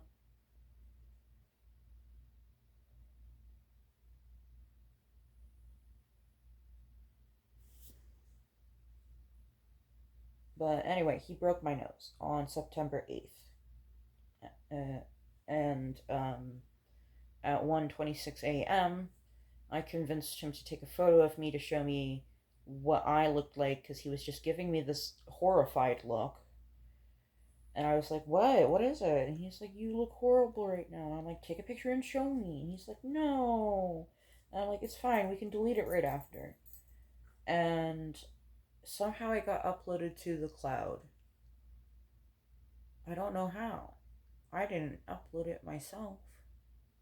I deleted it myself from the phone. Um, Either that or it was already deleted by the time I got out of the psych ward. But unfortunately, because of how uh, the neighbors didn't always call the cops when I would scream and yell. They would only do it when my life was in danger and they could tell by the sound of my voice. And this was one of the nights that they called, and the cops basically tried to bust down the door. Like 30 seconds, 60 seconds maybe after this photo was taken.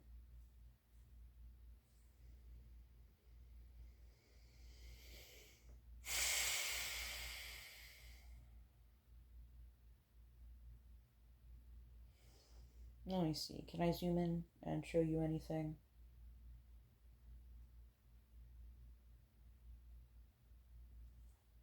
Just barely.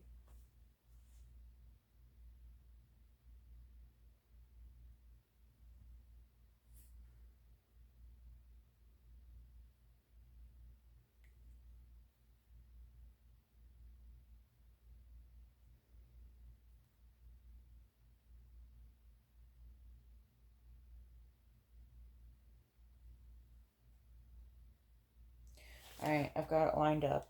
You can see. Bruises still on my arm. That's my toe tag that I got because I was being trafficked and I needed something to identify my body without a head and hands, in case. And then here you can see a baby bump forming. And stretch marks. That is a scar I got in 2020. And I can't tell if these are scars or I don't know what else they could be. They look like scars to me. Maybe they're stretch marks, I don't know. But yeah, that is my tattoo I got when I was 19 because I was already being trafficked. And I wanted my body to be able to be returned to my family without a head and hands. Let me show you what it looks like now.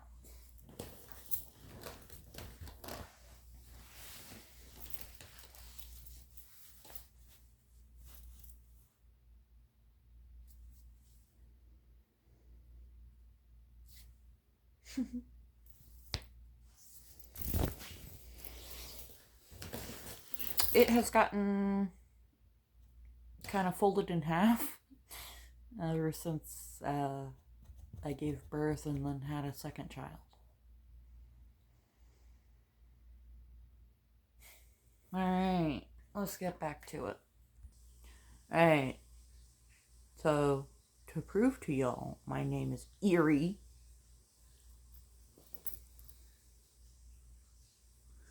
That is on the bottom of my hospital documentation.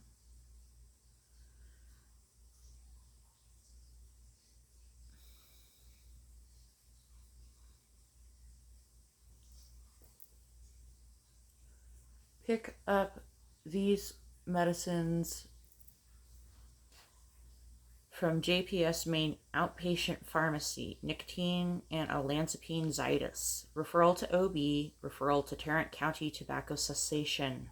Call JPS Health Connect Clinic.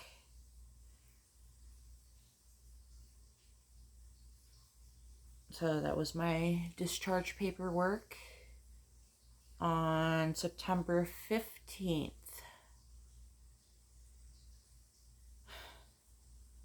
So what was the previous date? The 8th at 1:26 a.m. is when they wheeled me out of there. The 15th at 6:28 p.m. I was discharged.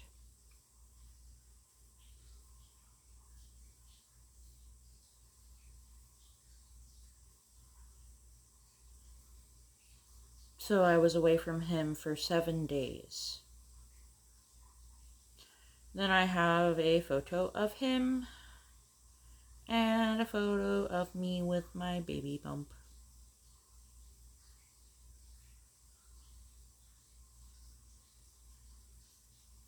Yep, I can show this to you. Not much of a bump. That was pervasive. That was September 17th at 10:58 a.m.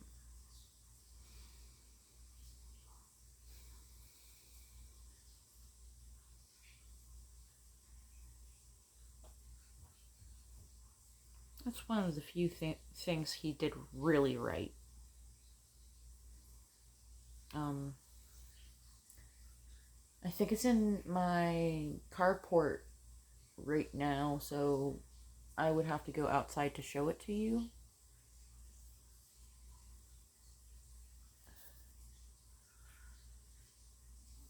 I'm sitting in my rollator, which is a walker that has a seat built in on wheels, so you don't have to carry it. It is 15-20 pounds of some sort of steel, like carbon fiber or something like that. Maybe stainless steel, I don't know. And it's got front and back wheels, and up here on the handles are brakes for the wheels. And you face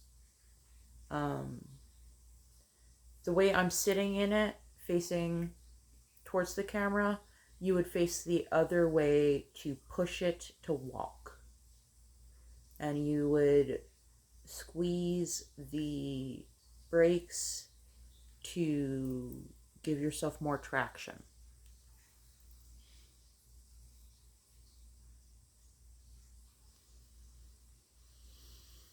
I just use it as a seat on wheels.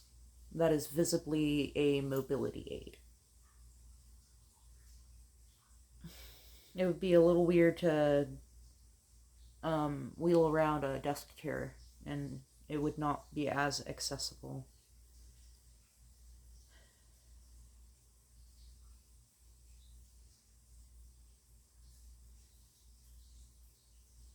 September 19th at 11:38 a.m.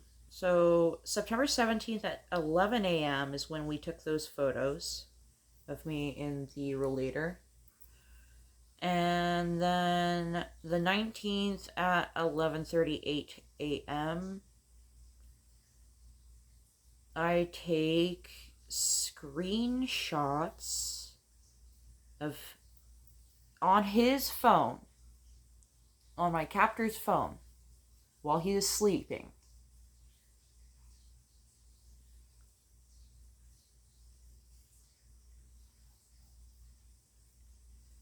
The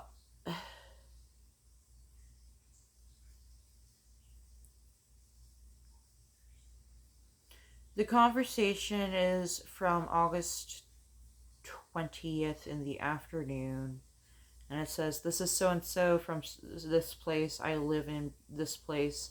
Just got back from Texoma." Then 2 minutes later says, "You just came and saw me for my birthday." Reply from the guy says, "Oh, okay, yes, I am working, but, well..." And then my captor says, "Damn, where are you? Need some help?" 2 minutes later, "I'm at address." Captor replies, "You have a spare?" That's lingo. That's a drug deal.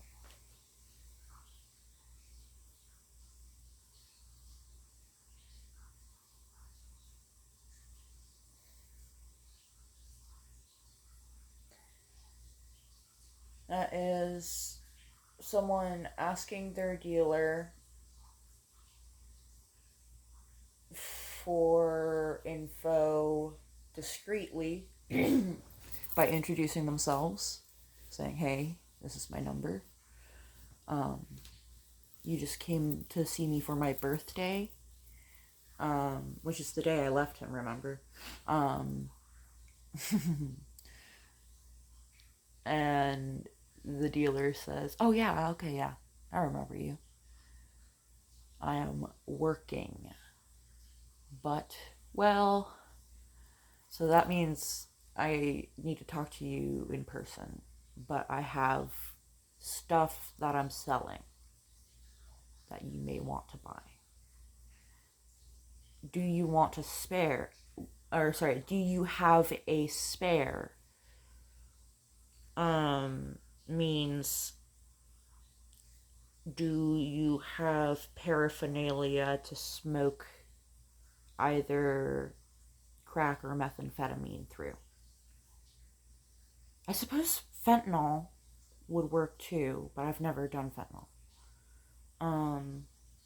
Not intentionally, anyway. It's been laced and stuff before. But,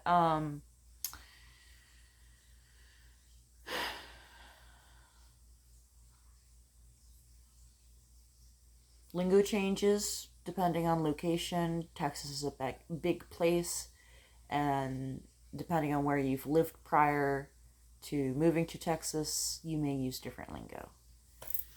But that was the lingo in Fort Worth during 2021. Alright. My alarm is going to go off soon. 5 minutes. 5.5 minutes. I'm gonna eat so that I don't get hungry. Yogurt.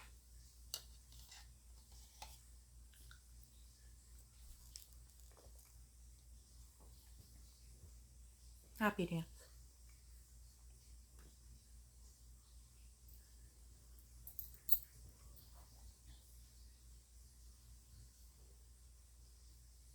Okay. Half the battle is flavor. The other half the battle is indigestion, like pain from swallowing. So this is hitting the spot. Up next, we have another screenshot that I took September 19th while he was sleeping at 11:38 a.m. This one to a different number.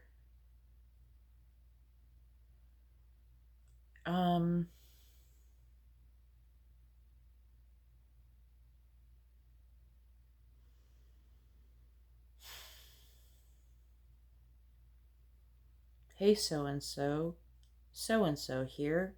Nice to meet you. September 8th, 1:09 p.m. Hi there.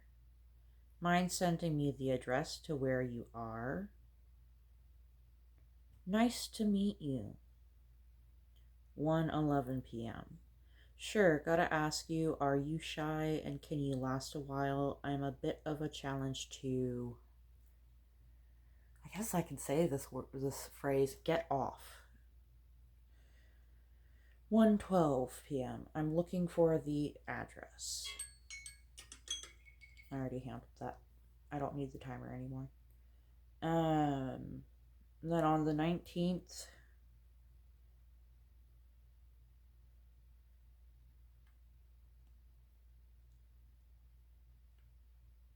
I don't understand. What is that? I don't understand why that one of all of them is there.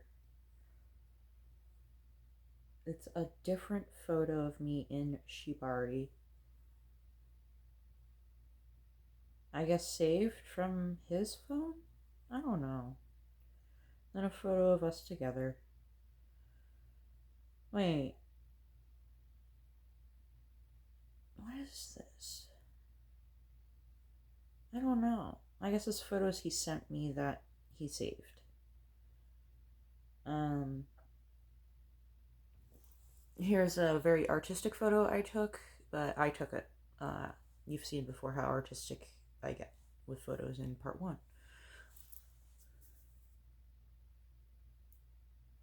The Landmark Lodge Motel.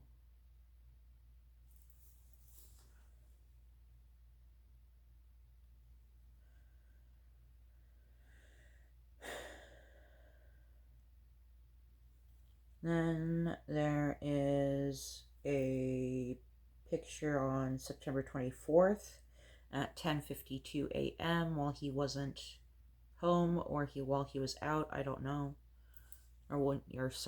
Either when he was out of the motel or he was asleep, I don't know. I went through his stuff and I took a photo of a address. It's an email address. Then October 5th, I take a screenshot of money exchange with somebody that I don't recognize the name of. And then October 10th at 7:30 p.m. I can take this lovely photo. I mean that honestly. It's a lovely photo. I miss this dress. I bet it would still fit now that I'm smaller again. Not as small as in this picture. I look pretty damn good. October 10th. Let me calculate. 6 months pregnant. 6 months and 9 days pregnant.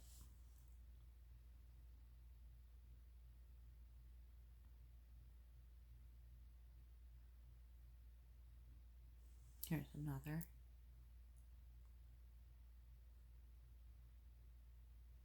I loved that baby. I still love her, but like she's a sentient human now. She's not a fetus, you know. I loved that fetus. Oh, I love that fetus. I love her so much. Oh, I'm getting emotional. Oh.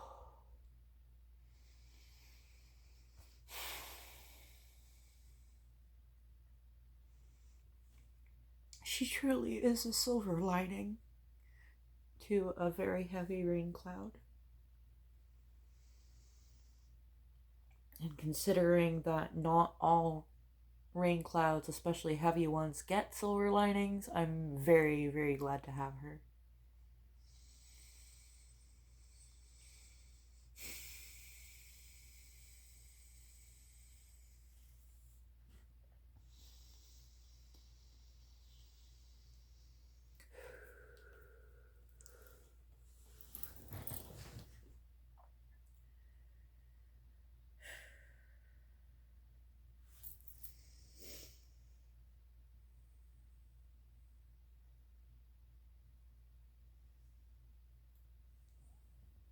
Hey, fluffy butt.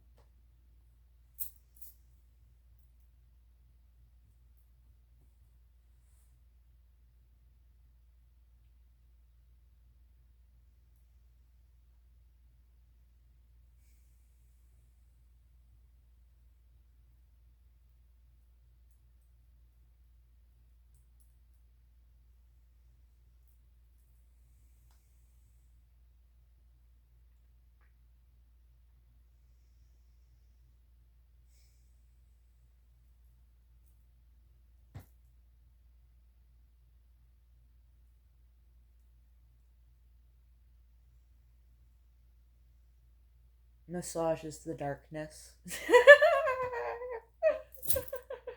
Oh, I need to clip that out of context. Who?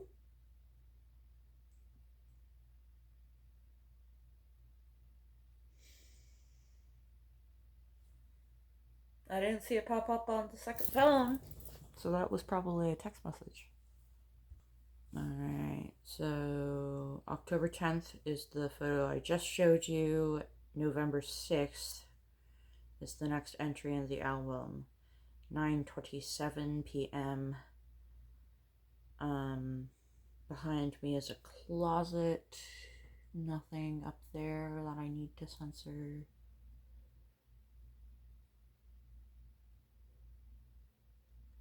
Yeah, we're in the clear.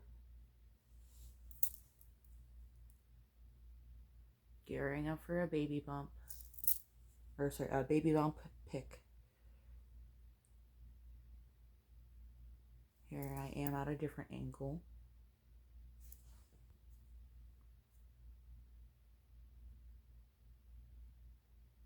Over here is the, what do you call it? It's like a stovetop burner that's portable for motels. It's on top of the mini fridge. And in the corner back here, you can see my rollator behind the pot. I think I was cooking for him.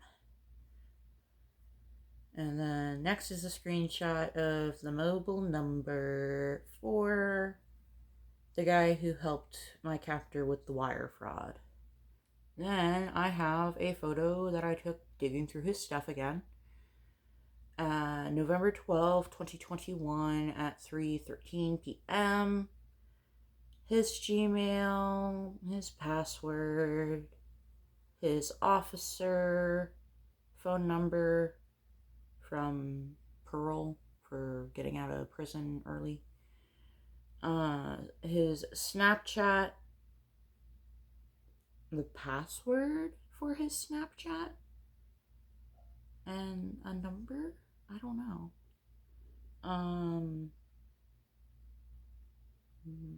I don't know what those letters say. MAMK? DPF? Me? Number?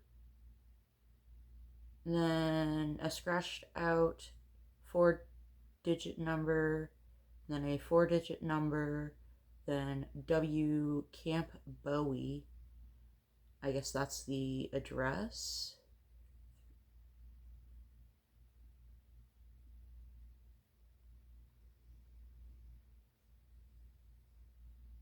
I don't know. There's 1, 2, 3, 4, 5 digits and number below West Camp Bowie, and then 1, 2, 3, 4, 5, 6 digit number below that.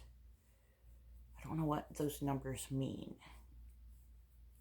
Unless they're pins. Personal identification numbers for his phone or his accounts of some sort. And then a picture of a to-do list. And then a picture of a burnt paper that says look at DMV online apps info for Erie's resume, dishes, something cleanup, journal, his name, a 4-digit number, and then welcome 1. Why does he need so many pins? He kept changing them to make sure I couldn't get into his phone. Work skills, basic computer skills, Windows, Microsoft, etc. That's burnt as well. Then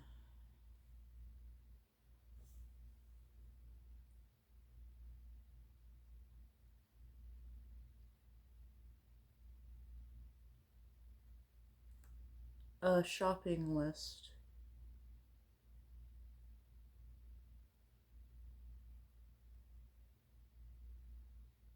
And a name with a phone number. And then a 1, 2, 3, 4, 5, 6-digit number. More numbers at the bottom. Experian. And what looks like a password. Yes, it says password.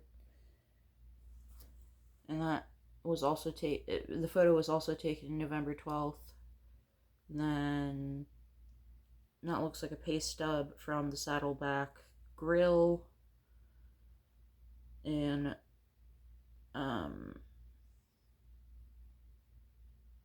wherever it was.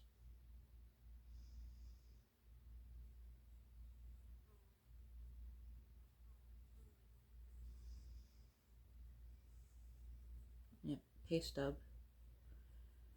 And I took these photos in secret because I did not believe I would survive. Did not believe it.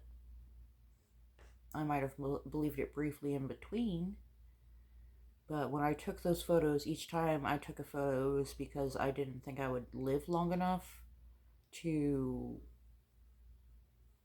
tell the story myself, you know? Kind of like how I'm making this video in case I can't one day. Like, if something happens to me. Next, November 23rd at 10:52 a.m.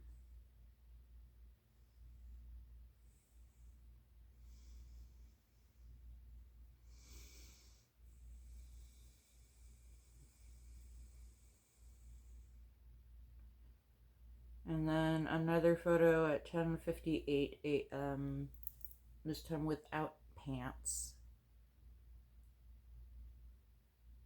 It's a nice dress. And now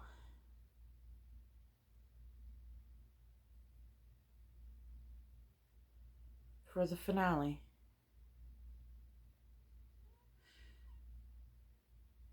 November 28th at 8:26 p.m.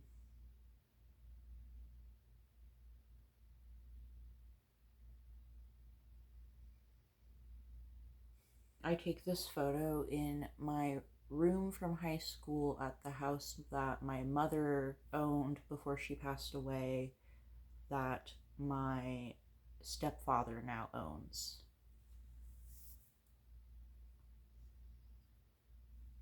I made it. My mom took me home.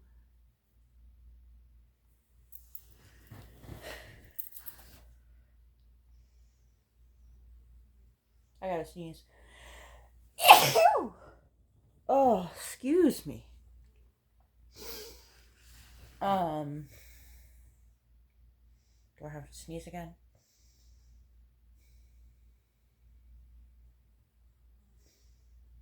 I think I'm good.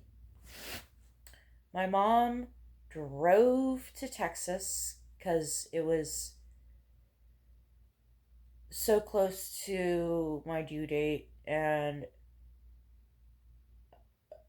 it was easier to drive. I guess it was cheaper or something. The day after, I believe, or the evening of Thanksgiving 2021, my mother drove from the beach in North Carolina, where my Nana lived at the time, down to Texas in Fort Worth at the landmark lodge and picked me up, and she paid for a room at the motel overnight to rest, and um,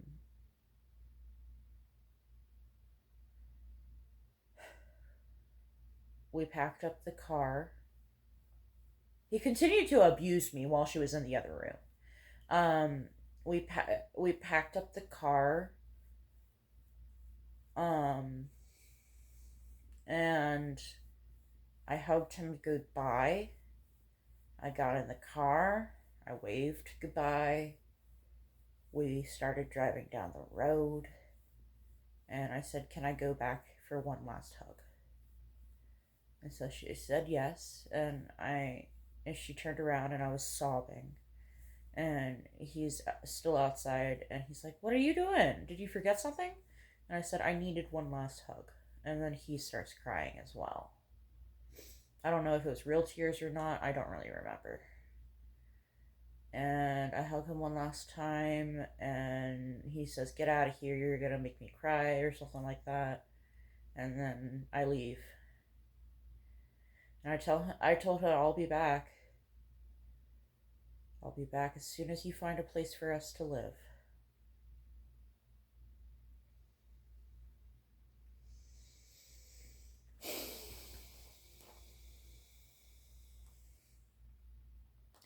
She picked me up because I hadn't gotten any prenatal care up till this point.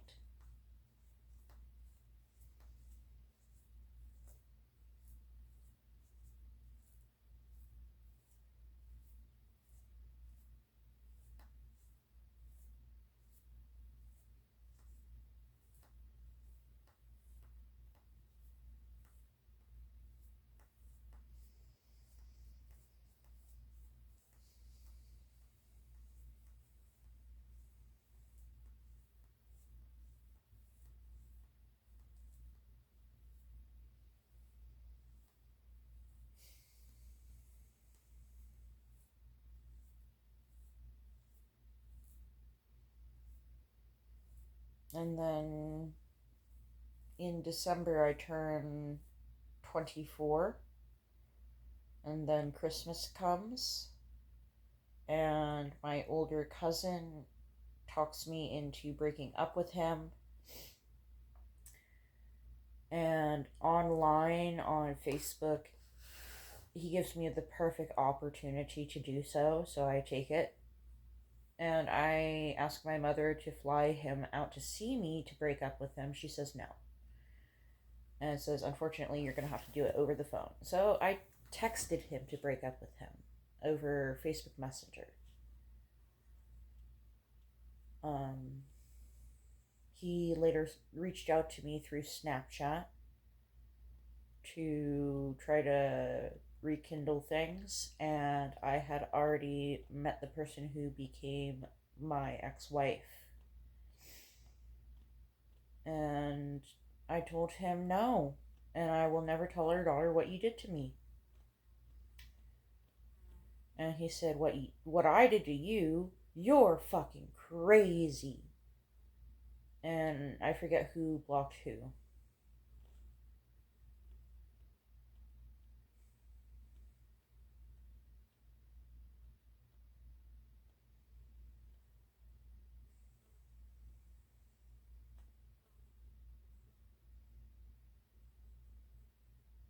And then in early mid January,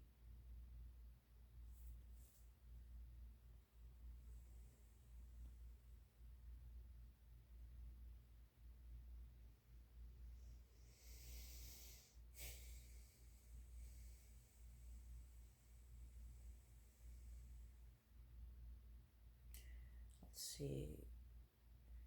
I gave birth to her in the second week of January. I went into labor initially during the first week of January. I was in labor for 7 days before I popped her out. I popped her out in 4 pushes. the reason I was in labor so long is because half the contractions were fake. False labor is when the contractions go, but no baby comes. No progress is made. I did this to myself because I did not know better, and I took oodles and oodles and oodles of Tums because it was a craving, and I didn't think it would do any damage. So I ate literally like the family size bottles. I'd eat 2 of those a day, of the extra strength Tums. And I did this for the last, from November till December till January. And I went into labor a week early, and we kept going to the hospital almost every day. And finally, I tried to tough it out. And then my water broke, and we went to the hospital. And they gave me an epidural finally after a week. I got some sleep. And then the doctor came in and woke me up and said, time to push. And in 4 pushes, she was out on the last push. I said, hey, Mom, watch this. No, I'm kidding. I said, Mom, look. And she looked just in time to see her granddaughter be born. She wasn't thinking that she would have to watch the beginning of the pushing. Because back in the 90s, you had to push for hours, you know? It's a different technique that the doctor does now. You can look it up if you want. But basically, it involves, if you've got an epidural, just sleep through as much of it as you can. Oh,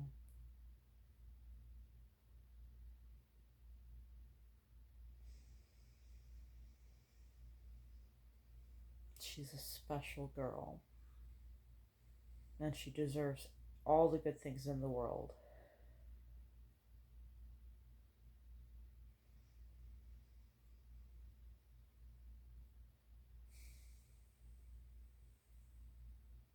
Thankfully, at some point in December between my birthday and, what do you call it?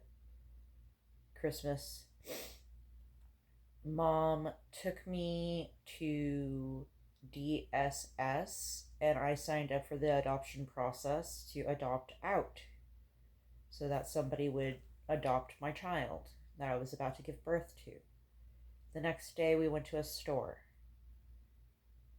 I talked to a lady about her herbs that she could make into tea, and she stepped behind the counter to make a tea blend, and then her wife walked through the door, and I was like, oh my god, aren't you the teacher from the high school I went to? And she's like, yes, and I remember you. And we got to talking, and my mom taps me on the elbow and says, they just said they're looking to adopt. And I asked her to clarify, and she's like, yeah, we're looking to adopt a baby. And so we set things up for her and her wife to adopt the baby. So my science teacher from high school adopted my baby. And they're doing a great job at raising her.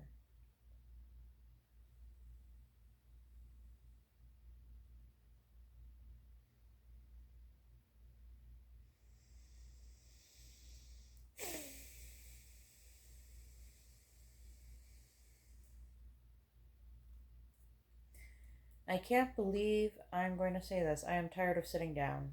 I need to stand in the kitchen cooking burgers. Um, Even if I don't eat them, I can feed them to the dog.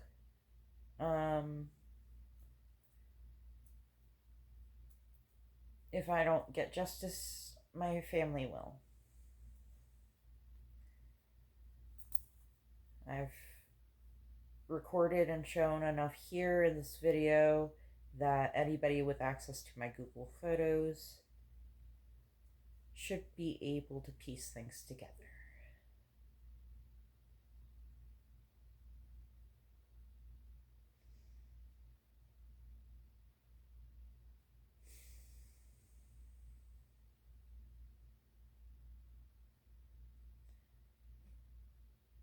I'm probably going to call the FBI number soon and let them know that I'm ready to tell them what happened. If you got to the end, I would love encouragement in the comments for that phone call.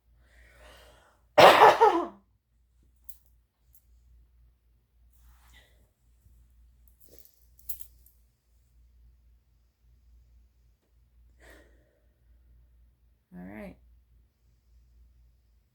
With that, I will leave you. I will see y'all in the next one. Love you. Bye.